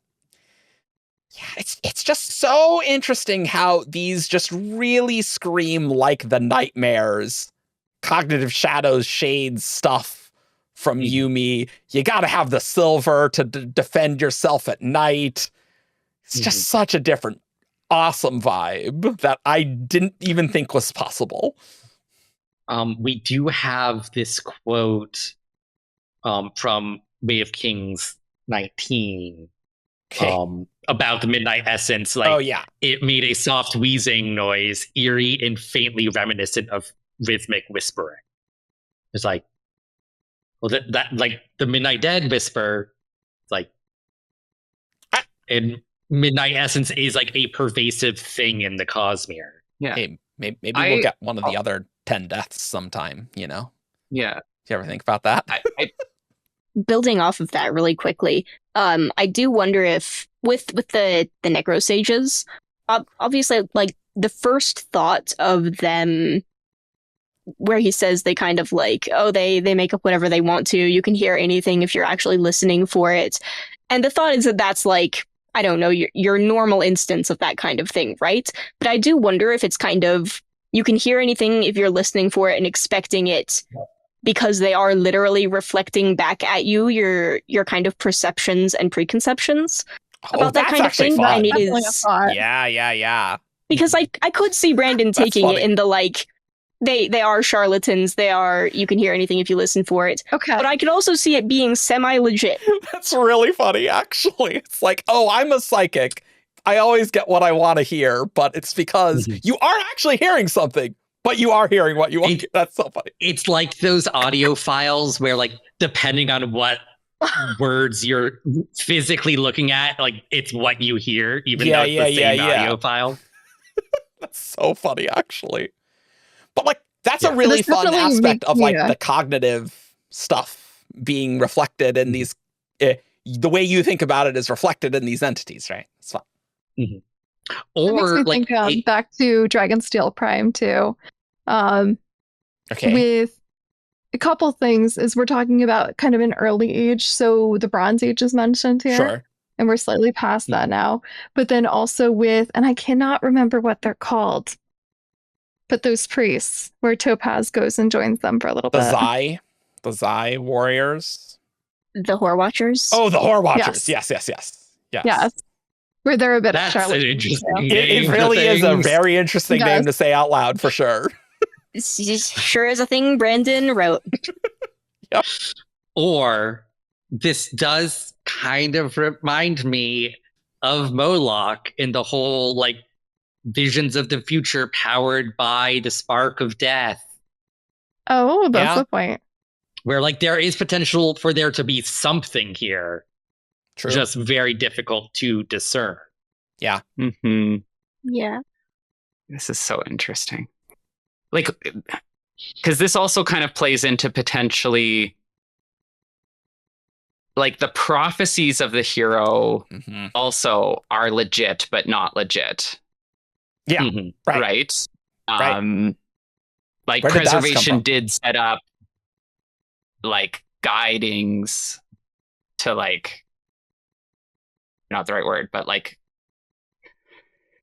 set up things to help equip humans to do what needed to be done, right? Yeah.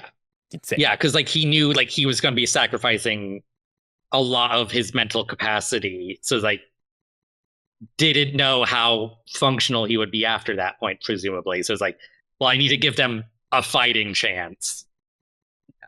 Prophecies are insane.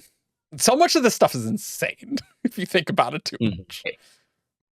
I was looking for your Rayshek Wob, Eric, and I found a different one that is very interesting conversation. Oh, okay. So this is December 19th, 2025, YouTube spoiler stream 7. Did the Lord Ruler figure out how to make Condor himself, or did he get the idea from something that already existed on Scadrial? There was already existent things on Scadrial that I would say gave him the idea. Yeah, so we went on a big tangent about this WOB when we did this in a recent WOB episode, or maybe the next one that's coming out. I don't remember when these are. I don't know. We recorded something, and that might be the next episode, which we recorded before this one. But yeah, no, I mean, did we hit that one yet? Yeah, no, we definitely talked about it. We 100% talked about it. Yeah, but now in the context of this. Yeah. You know, it's the goop monsters in the black smoke. It's obviously. We all knew that that's what Brandon meant, right? It's the monsters in the murk. Come on. Or something like that. I don't know. The other thing I found in my searching is I got back on the scrapped Will of Ascension ending. Yeah. Endowment. With Endowment. And Vin and Elend in that one find a frozen waterfall that they think should have melted. And Vin talks about Elendi climbed the well in the summer, but it was still cold. Okay. And there's all this imagery of ice and stuff, right? Oh, for the ice god type thing. Yeah. So obviously, and preservation being associated with ice, I do there's ice versus it fire. makes sense. There's a freezing aspect to preservation that that works for me, right? I mean, what do you use to preserve stuff? In the frozen universe, a lot of things. Ice is memory. It's true. True. Yes. Look, there's a whole thing of preservation being stasis and ruin being entropy of the energy of molecules. The colder you are, the less vibrational energy is in molecules and atoms. And higher entropy, the more energetic, the hotter they are. The ruin preservation dichotomy is probably my favorite out of, unsurprisingly, but is probably my favorite out of the shard interactions. There's so much. It's just such a fun fantasy god, not good god, evil god, right? But other dichotomies of that, because we've seen a lot of order chaos type things, and rune and preservation is just fun. I like it. It's great. Yeah, because it does underscore neither being good. Preservation in the lens of Era 1 is the one they like, but too much preservation is just the Lord Ruler. It's it's just as bad as ruin. Do we want to talk about why the Midnight Dead tend to avoid the dried flowers? That's that is interesting. What the hell's going on with that? Okay, there was a great, and this is a silly theory, but there was a great one that Endowment popped by, and as a housewarming gift for rune and preservation, dropped off some flowers. That's so very funny. I don't think Endowment would particularly like that they're in the same spot, but that's amusing. So I see the Endowment connection, but what I think is similar to how Endowment's investiture from their perpendicularity manifests through the flowers that grow in the area. Oh, that's a good point. If the Midnight Dead are of ruin, say, if these flowers grow near the well or near an outlet of preservation's power, if they are like somewhat charged with preservation, or if the Midnight Dead are of preservation somehow of ruin, right? Like if there's similar to how Hemalurgy pushes the mists away. Yeah. That would totally check since out. we do know from Nalthis that flowers can like take in investiture like that. It could at minimum be like even if it's not a direct endowment interaction, I think the same phenomena could be happening. For sure. Maybe the burial rites are don't plant flowers on top of the grave. Or do plant them. Like what you want. Or do. Plant different flowers. Plant different flowers, yeah. You plant the evil death flowers on the people you want to join the Midnight Dead, and you have the nice happy flowers. The wording flowers. This isn't a metallic-based system. This is a flower-based system. Yeah, and can I just say, like, he's made the Marewell flower is such a significant, like, I am sure one of these magic flowers is like that times version of the Marewell flower. Like visually is gonna like it just like why wouldn't you? You already have this like Cosmere significant flower. Or not like you have Scadrial significant flower already. I can very much see Brandon doing that. I kind of hope he doesn't on a meta level. Or if it is, then it's just like one of many and not the warding flower. Because I kind of like how it's symbolic. It's the world before the Ash Mounts and all the death and then for it's symbolic for Mare, it's symbolic for Kelsier. And I don't know, I kind of don't want it to be secretly a cool magic thing. But I can very much see him doing that. Just, I don't know, that wouldn't be my preference.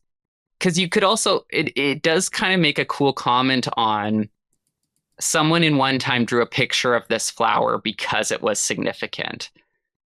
And over time, it just became a picture of a flower. And then in Mare's time, it's just a picture of something she doesn't even know about except through say Zed. And so it's like it's a memory of a flower. Picture. That's fair.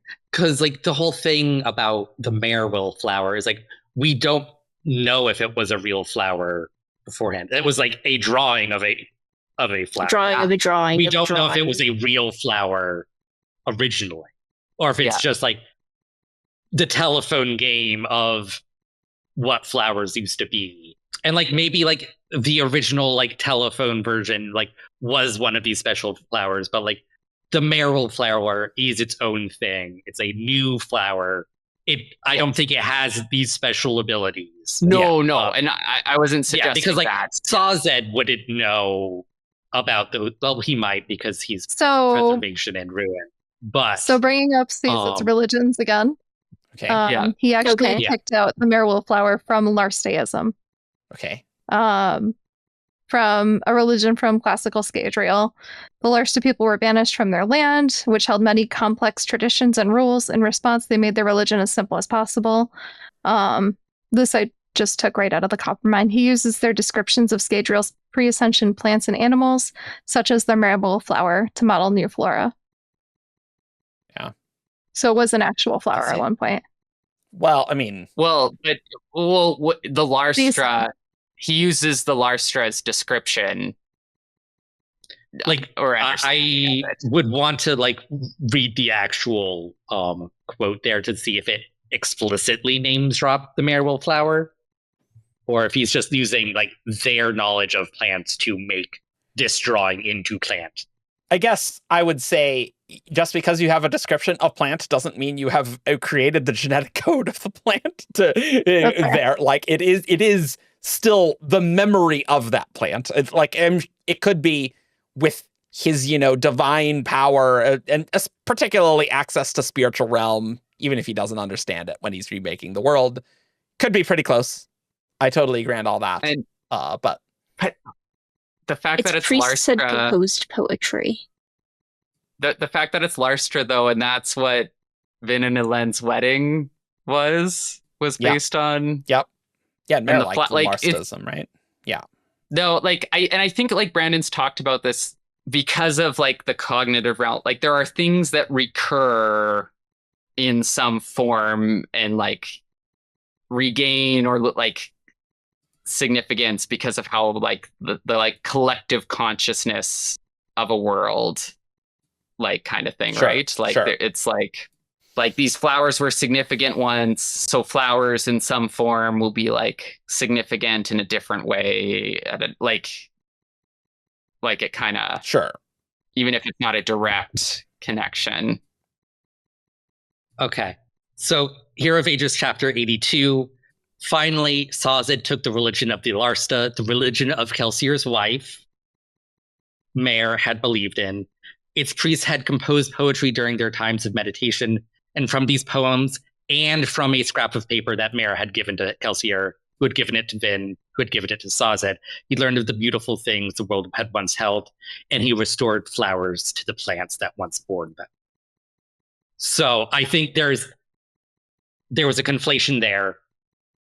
The Larsta themselves did not necessarily like convey knowledge of the Merewolf flower. It was like the beauty and poetry of the world. Yes. Yeah. And he was able to use their knowledge to like match up and make that. Yes. And so like the scrap of paper with the flower was a secondary source at the same time. Coppermind should be edited to remove the explicit statement that they had knowledge of Merewolf flowers. So I've been thinking, as you guys have been talking, of the Merc, of course. Of course. And how when night falls, you're not getting regular mist. You're getting the Merc.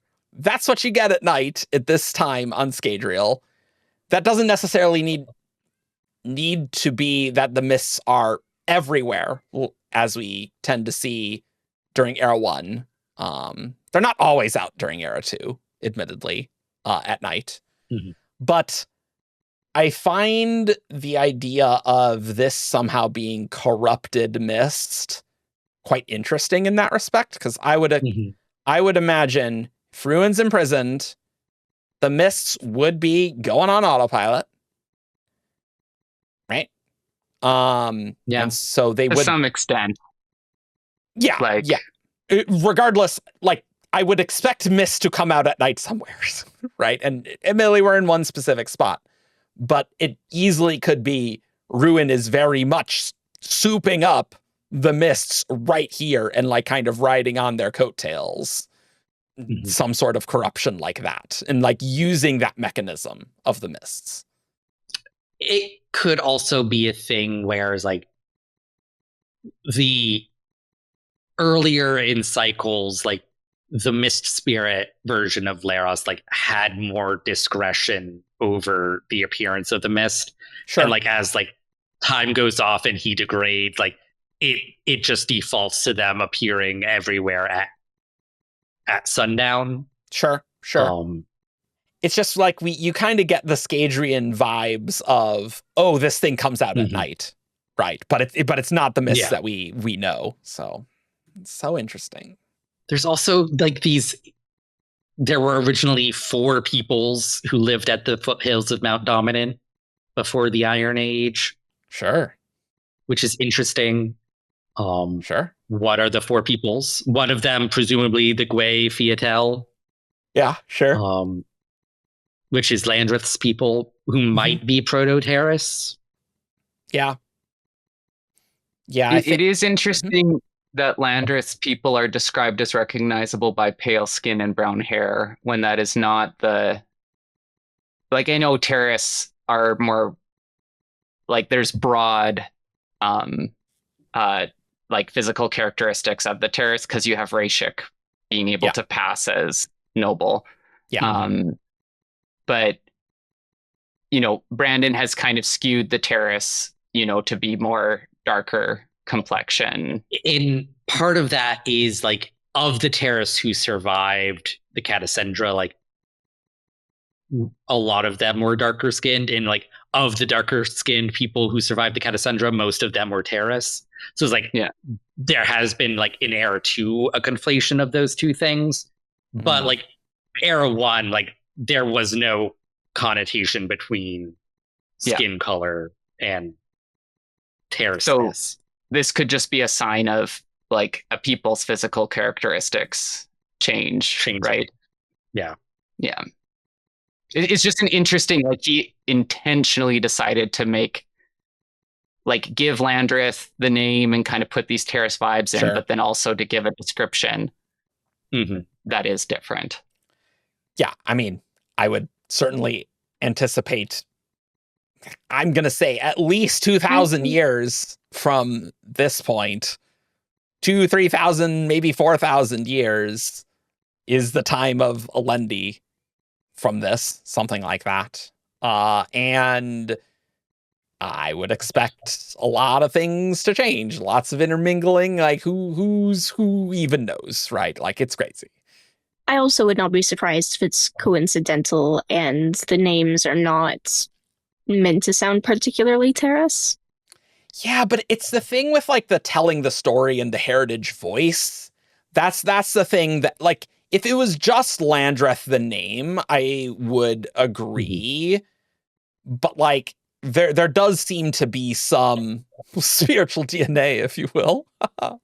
You know, connecting these. Like the THs in Landreth and Sethoweth, and like the W in Gwei Theatel.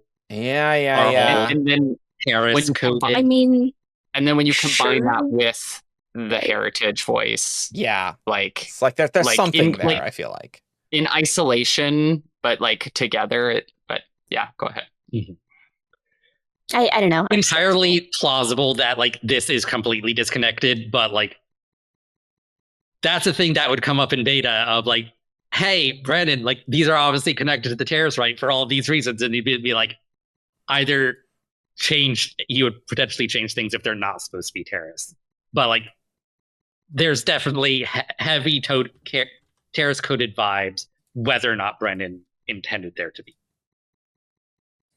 Sure, I can see people getting the vibes for sure. Yeah, I mean, and we don't really have really much else from these Eotrid. The other guys. Eotrid, I think, was the location, and Eotrian was. But yeah, I don't think there's much we could say about these Eotrians. It's kind of interesting that they're, you know, near the, like they'll bring him to the foothills of the mountain near the Ageless, but it's like, can I say my initial reaction that I've convinced myself is great, like, do it, not true. So when I saw this, like a specific people close to Mount Dominant, which I assume maybe has a perpendicularity, probably IRA, I was like, is this like the Irreali? Like on a Iriali? But I think they have been theorized at least to go to Scadrial later. Rumored to have buildings made of gold. Yeah, what is It's like, is Scadrial like, because I do find this compelling, Matt. Now that you point that out, I find that compelling. I mentioned it. Because I don't know if we know for sure. Like, we get an Era 2 reference potentially to Irreali, but we don't know if they're referencing something like from long, long ago, or like the timeline is very unclear. They do have golden armor, but not golden hair. And so the thing is if they don't have golden hair, I'm like, I don't know, you know? Does it describe their hair? Or does it just not describe their hair? Because they might be wearing helmets, in which case you couldn't see them. Okay, that's a valid point. Or are they the men of red and gold? No, the men of red and gold do not exist at this point. They have not been invented yet. No. they have to meet up with. They're just the gold men, and they'll have to get the red later with autonomy. Obviously, you acquire that later with the corruption. Clearly, yeah. I don't know what else. What else is there to talk about that you want to? There is something called the Chrono Crash or the Chronocrat, and yeah, the depending on which will not recording you fight. listen to, it sounds a little different in each recording. And hey, I remember how I said add the word necro in front of another word and it becomes instantly cooler. Add the word chrono in front of another word, also becomes super cool. Well, in chrono, like time, like these are all very on theme. And you know what else? So if it is chronocrat, like time aristocrat sort of thing, like oh, sure, very easily could be ageless. Yeah, sure. This is a dumb idea, but we do have the political faction of the time tellers way far in the future. Whoa, time! Whoa, it's there, Chrono! Whoa! There you go. Temporal metals in Easy. Allomancy. Temporal metals. Boom! We nailed it. This is solid here, guys. Yeah, what was the reference to Chrono? Whatever. I don't know. It will. I think not... it's just that the Heritage Sword will not fight it. Yeah, whatever that means. Cool. Yeah, it's one of those Brandon's name dropping a thing in early chapters that with no context. Yeah, you'll see it. You'll see it sometime. Maybe. Yeah. Well, it was like mentioning Kolos in the Final Empire. Like you don't see a Kolos till Well of Ascension. Sure. But this, like, they at least we're talked not going to about get. Kolos.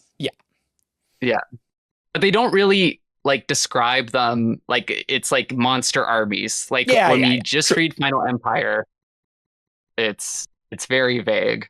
Yes. I think we have to talk about heritage swords, though. Sure. Yeah, I mean, it was kind of what the prologue was talking about and stuff, Yeah. What do you want to talk about with the heritage sword? Because it has some silver, like on the very outside, right? To fight Midnight Dead. Yeah, and it's I'm old. trying to decide if I believe it's actually not magical, or if it does have, or maybe even if it's not magical, like a metal. If it's not being used in some way by Landreth's people to produce a semi-magical effect in some way, or could be used. Mist Fabrial, guys. Yes. Let's get some Merc Fabrials here. Could this be a mechanism to make a Scadrian Shardblade? In the way that, like, Nightblood is a Nalthian mechanism to make a Shardblade, and, like, Spren Blades are, like, the Rosharan mechanism to make a Shardblade. Just, like, Brandon, like many fantasy people, he has a thing for cool swords, right? Swords are cool. Swords are cool. Vin with the Kolos blade. Very cool. It's a cool iconic imagery, right? It would be a very Brandon thing to do, to open the book with the heritage sword is not magical, and then it being like, well, I mean, kind of. It could easily be something as simple as, because people believe in the sword or something, it has some important property due to cognitive mumbo jumbo that does a thing, right? And so it's kind of, it's not technically magical, but we've endowed it an effect, right?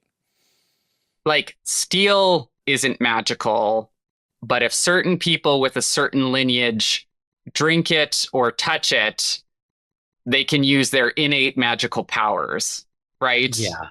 So, like, the fact that the sword is quote-unquote not magical doesn't really convince me that there isn't some form of Scadrial magic going on here. Yeah. It's like, this is the world where metal has power. Yeah. like even more than like the spiritual integrity of metal, like having effects across the Cosmere. Like this is Metal World. Yes. If it is strictly non-magical, like I could see that being disappointing. Yeah.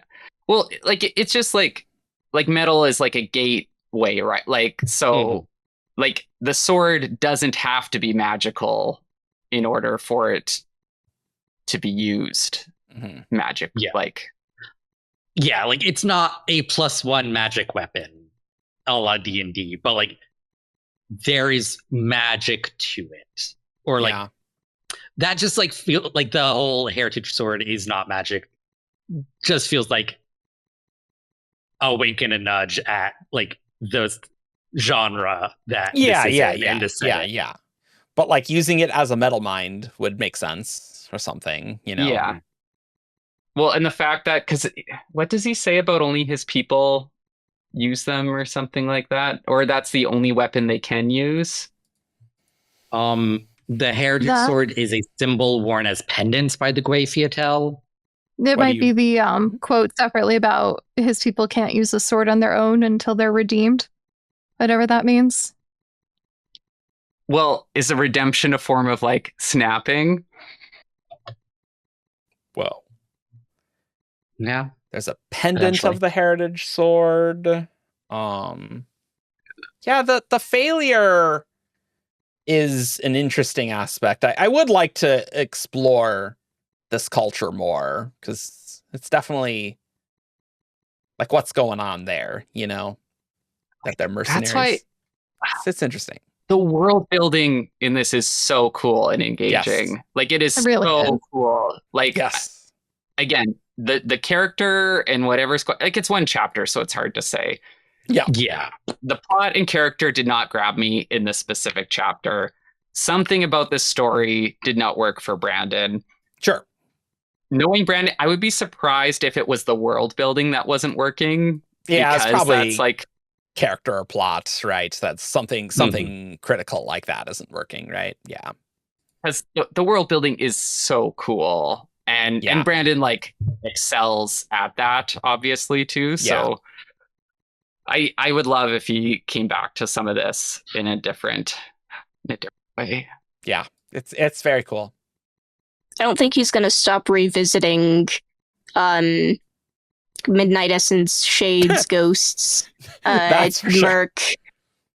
We've seen these concepts and we're going to see these concepts, and I am sure that he'll find ways to keep putting them in things. Yeah, but it's not the same if it's not thousands of years ago on Scadrial. Like, that's the most interesting place for there to be smoke monsters here in Midnight Essence. It's the best place.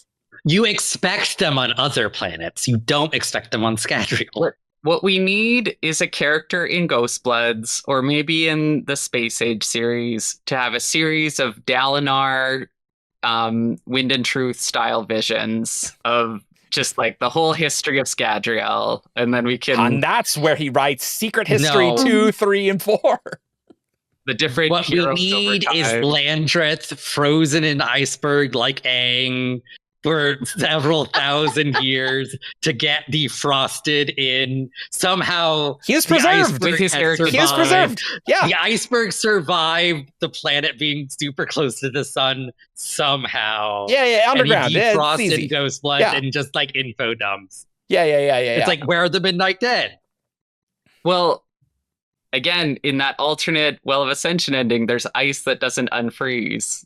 That Vanilla talk about. So that is interesting. Yeah, so maybe Brandon's like, oh, this is always like a thing in my mind about preservation, but I wasn't really able to fit it into Era 1, right? Because he had to cut that part. But I imagine he thought about it. Yeah, you know, of any shard, if you're frozen in ice, preservation, sure, keep that soul alive for thousands of years. I buy it. Magical preservation stasis ice. And then maybe he comes out right when Discord's around and is like, oh, hey, it's the Midnight End. It's like right then. It's like, oh, yeah, I know all about this.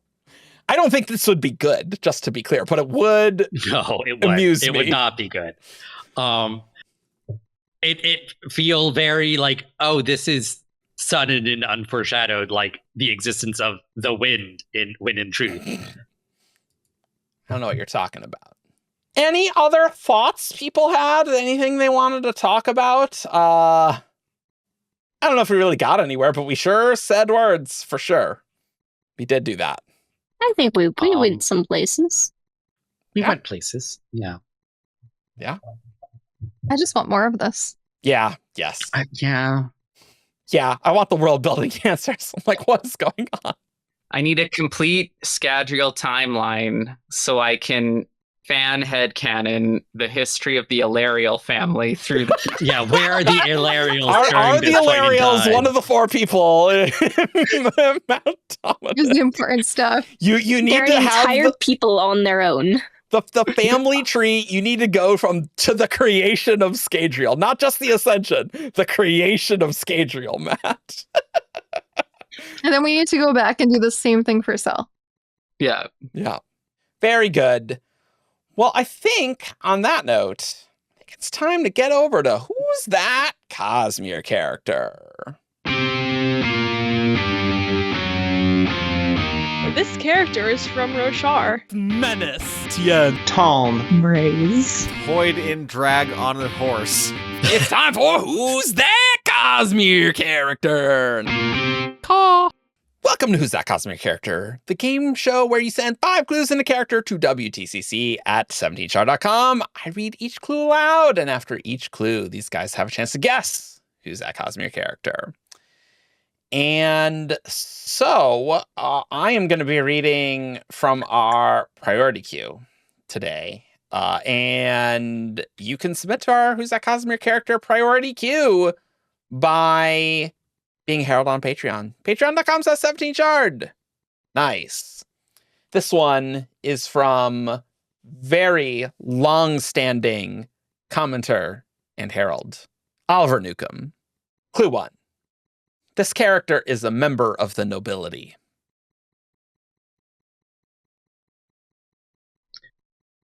Duke Telrai. No. I think I was also gonna go Elantris. There's a lot of nobles to choose, for sure. Raoden. It's not Raoden. I'm gonna say Paladin because he Kaladin. becomes a member of the nobility. Yeah, I'll allow that. But no. I'll go with Elend. It's not Elend. Clue 2. This character is not from Roshar.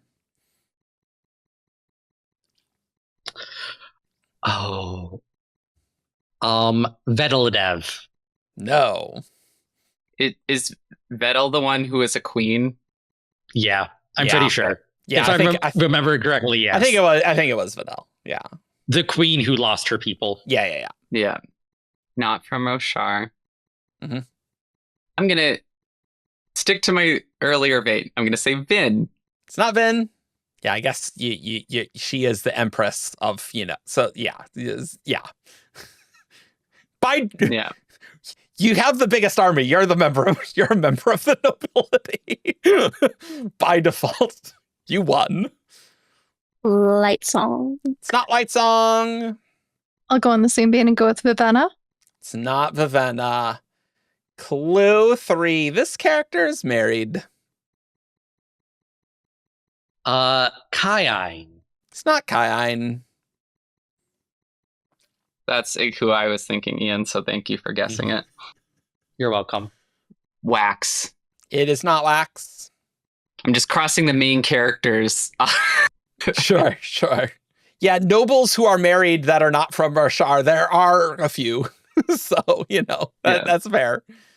Larimar? It's not Larimar. Is he married? I think he was. I don't know. I think. He has a daughter, so I Oh, assume yeah. so. Okay, that's good. That's a good point. This is Brandon. Yeah, I remember This the is daughter. Brandon. This is early Brandon we're talking about. Of course, Larimar is married. Did we do Serene's dad yet? Nope. Eventio, I think is the name. Yes. Is that your That guess? is his name, yes. Yes. It is not a Venteo. Clue 4. Oh, darn it. This character has been to Shadesmar. Is it Yezrian? No. Okay. I guess, is it Shalash? No. It is not Shalash. Is Shalash married? Oh, she's not. You're right. Forgot about that one. I'm sending you a message, Eric. Okay. Classic. I want the bragging rights if I end up being correct. Yeah, no. You can't tell me if I'm correct yet. Yeah, no, I know. Don't remember if they were nobility. I mean, there's so many. Oh, I just had a thought. I haven't guessed yet on this clue, right? I don't think Yeah. so. I think Shashara? It is not Shashara. I like that, though. Yeah, that's a good one. I love think Shashara. Is it Vasher? It is not Vasher. This is very funny, considering the last 2 guesses. Clue 5. This character is an Awakener. Is? Is an Awakener. Into Shades? This is good. This is a good one. Can you repeat the Okay, I'm clues gonna do something again? crazy. Is Shades? Okay, Ian. I'm gonna shelve my guess I sent to you. Yeah, that's obviously wrong. Yes. Hoyd? No, it's not Hoyd. Okay. The clues were member of nobility, not from Roshar, married, been to Shadesmar, is Awakener. Yeah, I think a nobility is a little questionable with Hoyd. That's what I like. That was my hang up, but I'm like, But now Hoyd's I'm wife sure at some confirmed, point. you know, so we got that confirmed. And like he is explicitly an Awakener. Yeah, for sure. Absolutely, for sure. Like, there's a short list of people who meet some of these, Yeah. But Like- it's hard to find somebody who meets all of them. like But- named That's a good one. Awakeners. There's not actually a ton. Yeah. But one. Oh, but and has been to Shadesmar. Yeah. Like, the not from Roshar is like useless at narrowing it down. Well, I mean, to be fair, it does eliminate a large section of characters. But yes, I agree. I know what you mean. Like, we don't know of any Awakener from Roshar. So, like, now that we have the Awakener clue. Sure. Can I ask, Shadesmar, are we using that to specifically mean the Rosharan cognitive realm? The Rosharan subastral, or are we just using it to mean the cognitive realm? Is that something I can ask or no? That feels a reasonable ask to me. You know, because you guys are struggling. I'll say, I mean the Rosharan subastral. Well, Dang, okay, that takes away what I was thinking. Oh, just is gonna it that guy from Wind and Truth who has from that? What is his? He has Oh, he's in one of the interludes, and everyone forgets about him. I don't know who you're talking about yet. I need more information. Yeah. He goes and like has tea with somebody. I think he awakens, right? What? Are you talking about you're thinking Baxel? about Baxel? Are you thinking Maybe about Baxel? yeah. No, okay. Master I'll take that as Crimson? my guess anyway, since I got that far. But That is your guess? I'll go for it just because I got that far. No, it's not Baxel. Baxel is from Roshar. And not a member of the nobility. This person's definitely a member of the nobility. No question. I put enough time into it. I'm like, I'll That's just true. go with That's it. true. We know that they're married. They're definitely married, for sure. the married is the one that is tripping me up. Yeah, married's a tricky one, for sure. Because I'm like, I don't think any of the other 5 scholars we know whether or not. I'll even give you a bonus. This character's spouse's name. Wait. His name. Okay. I was gonna say, has everyone guessed yet? Yeah. No. Yeah. I don't think I have. Yeah. I haven't guessed There's this two. round either. There's 2 more. Yeah. Named After the spouse. awakening. Yeah, named spouse. Definitely married, for sure. Married nobility. I feel like I need to take out a notepad. Yes. You take notes. Notes are fine. Are you sure? Because I And this is awakening using biochromatic breath, not some sort of like they woke someone up once. Oh. Yes. Okay. Yes. Like yes. We would all agree that this is awakening. Yes. Yes. I have my guess. Okay. What do you No, got? I felt. It is felt. Oh, hey!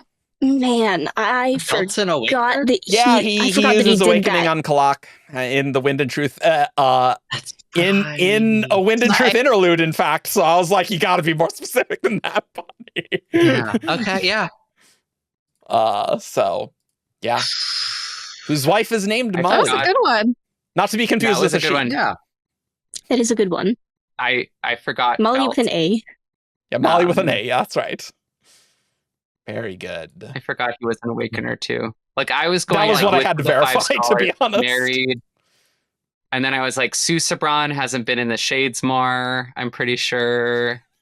I was wondering if like the process of what's the word?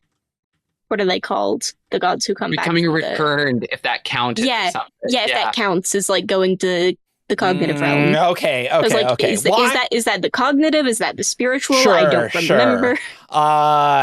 Yeah. Well, I'm glad I was more specific. I think that one was pretty tricky. Oliver Newcomb, he's tricksy. But like, I think that was good, Trixie. That was good, Trixie. Yeah. That was good, Trixie. Yeah, that was Well good, done. Trixie. Hopefully you don't mind that I gave a little more for these guys. All right.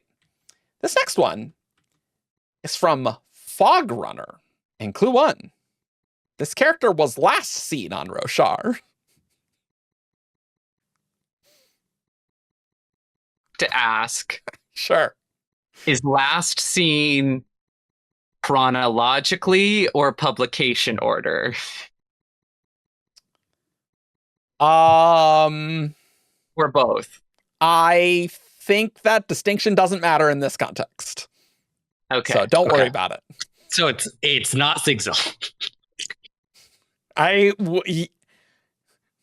Yes, it is not Sigil. I know that's not your guess. That's not my guess, by the way. That's fine. That's fine. I will give that to you. That inherently does exclude that specific character. Yes, I agree. Mm-hmm. Cultivation. Vivenna.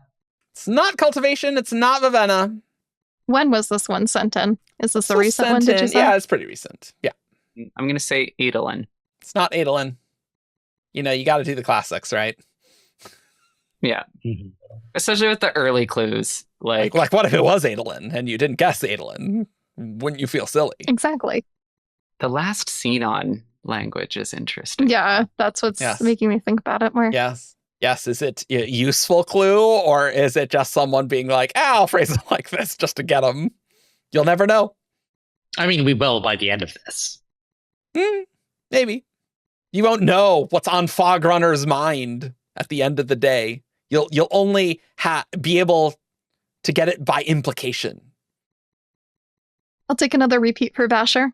It's not Vasher. Clue 2. This character took part in a battle. Really narrowing it down on Roshar. I'm going to say Tanavast. It is not Tanavast. It's not Taln. Maya. It's not Maya. Don't have access to the spiritual realm this time, Bonnie. Or is that Cosmere? I'll go with Rock. It's not Rock. Clue 3. I was thinking Rock. This character has a But what if spren. he was in the epilogue? That's a good point. That's a good point, actually. That's very funny. Oh, is it the what's her face's mom? I realize What's that's her super, name? super specific. I know exactly who you mean. I think I know who you mean too. You got him, man. What's her name? What's her name? From the now I'm blinking on like everything. Oh, now. I remember I think I remember the kid's name. From the Ariali. Yeah. Oh, this is not who I was thinking of, so I'm glad I didn't say anything. Oh, okay. Yeah, who meets with Demo, Bayon, and Galadon. Oh, yeah. Yes. Is that your guess? This is No, it's okay. not them. I was going to say this is not my guess, but the name of the perspective is Dial. Oh, Thank yeah. you. Oh, right. Remember, That's right. it's the Dial interlude. Because it's the Dial interlude. Yeah, that's right. God, that was a fun interlude to get that reading of. That was insane. For sure. What are we at again? This Last is the name three. Roshar battle. Right. Yeah, Spren. has Okay. Spren. Has a Spren. Battle, last scene in Brochard. Has a Spren. Yes. This friend. Yes. I'll just say Venli. It's not Venli. I was thinking of Venli's mom.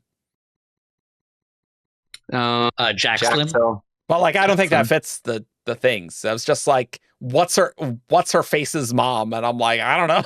Like that's where my mind went to. I'm like, that could be a lot of things. Well, maybe not so much. There's not a lot of named mothers here. Come on. Wait. Get more named mothers though, you know? Don't remember the names of the things I'm thinking of right now. You can just give a description. That'll be fine. The Thunderclast who was in the Oathbringer battle. No. I love that answer though. Yeah. Has that Kaladin. No, it's not Kaladin. Yeah, I want to say it's Kai Gurnus in Oathbringer, but I couldn't tell you which. But it's not. Is Kaladin last scene? Is the last scene with Kaladin on Roshar? Oh, that's actually a really good point. Yeah. because it's a spiritual realm. That's a good point. Yeah. That's very funny. The last time his scene on body is Roshar. seen. Yeah. Clue for this character is often described as big. The Thunderclast in Wind and Truth. No, Okay. I had to. you did have to. You did. Dalinar? No, he's a big boy. You know, of Rosharans, he's a big boy for sure. Like, have we guessed rock for this one? Yeah, I don't think so. Yeah, I think. Oh, we have. I Okay. think so. I don't I remember. guess right, I'll yeah. be Okay. honest. What was Okay, Clue 2 okay. again? Clue 2 was they took part in a battle, Has been in a battle. which is super Is helpful. it the I know. Stormwall Dami? It is not the Stormwall, Dami. Can you go through the questions again? I have Yes. an idea, but I've already guessed. They were You have an idea. last seen on Roshar. They took part in a battle. They have a spren. This character is often described as big. I know. Are we that. talking Okay, about guys. You guys can message me. Okay, that's fine. the tower? Sorry, what? The tower. The- Earthiru. What is the You're okay. No. that is funny though. That Right. would be Spread? where's that Cosmere place, not who's that Cosmere Well, I character. mean, you could say the sibling. the sibling? That's what I was Sibling. going for. Thank you. The sibling the is sibling a is a friend. spread, doesn't have a spread. Okay. The all sibling right. has a lot of spread. Okay. That Let's is hang around. very funny that you two both sent me the same person, but the same character. That's very funny. Interesting. no. Interesting. Clue 5. This character understands that humans are not fatty enough to be truly delicious and it should focus on better meals. Oh, Well, Thunderhead, the Chasm Fiend. Oh, I will like the- accept that, but that is not the Chasm Fiend's name. I'm so sorry. That is not the Chasm Fiend's name. Does anyone know the Chasm Fiend's name? No, My I God. was thinking Chasm Fiend though, because they do have Spren. I was thinking that. Yes. Thunder Last does clue. sound vaguely correct. Thunder It's something. Thunder something. Because no one seems to know, it is Thundercloud, which is so it was so Okay. difficult for me, Ian, because you said the Thunder class. I'm like, oh, these are too close. These are way too close. I got to be really careful because you're like the Thunderclast and Wind and Truth. I'm like, wow, that's really close there for sure. Not quite. I feel like Thunder something, the Chasm Fiend No, is no, close that's fine. enough. That's fine. It's just if someone knew, I think that would be that would be relevant. But yeah, you so you it was got not. It was not Gallant, as we were both No, it thinking wasn't before Gallant. then. Yeah, that Gallant is the person we were like. Gallant. Gallant's a Yes. big boy. He's Yeah, they're he's shading him. They're big pretty in big. battles. Chasm Fiends also big for sure. They're big. Yes. And then True facts. what battle were they in? They're in Battle of Narok. Oh yeah, the second Battle of Narok. They That's literally right. like went over the walls, I think, right? Yeah. Yeah. Or Yeah, like they help seize the platform, Yeah. and they're like, "Oh no, they are predators. Like they will now sleep here, so we'll take this platform." and that's how they got and that's how they- Narok. Yeah. Right. That's fun. I love the Chasm Fiends. Yeah. Though. That's good stuff. That's a good one. Yeah, they were fun. All right, everyone. Well, we hope you enjoyed this this interesting news episode where we went places for sure. We went all over. In fact, we went to Cell, we went to Scadrial, we went to the Cyberverse. Shout out to the Cyberverse, by the way, because Grace, I believe, coined the term Cyberverse, and in the Deadline article, it's like proper noun italicized. We love to see that. Good job, Grace. Not even you believe, definitive fact, Grace coined the term Cyberverse. Yes. I know they was on like a We banner even doing went to this. Reckoners. Hmm? We even went to Reckoners. Talking That's- about all the that's places true. we went. That's We went true. to Reckoners. Wow. Nope, that doesn't happen very often. That doesn't happen very often. Bring up Lux again. We were talking about Lux in the pre-show, actually. Anyway, you can find us on 17shard.com for all your news, discussion, theories, and fun that you could ever want. Join our Discord, discord.gg at 17shard. Join our Patreon, patreon.com/17shard. If you want to support us and see some outtakes, which I actually do need to put up some outtakes. And we will see you all next time for WUBs. We did record another WUB episode, which would have been this Sunday's episode, but I wanted to get this news out first. So, yeah. And this is the first weekend where we could actually record it. Yes, correct. Yeah. Sometimes it's really fun to schedule people who all have work schedules and obligations and like families and stuff, to do these. So that's why we got a big cast of people. We got things figured out so we could have our Scadrial enjoyers here. Anyway, we will see you all next time. Bye. Bye. Bye. Bye.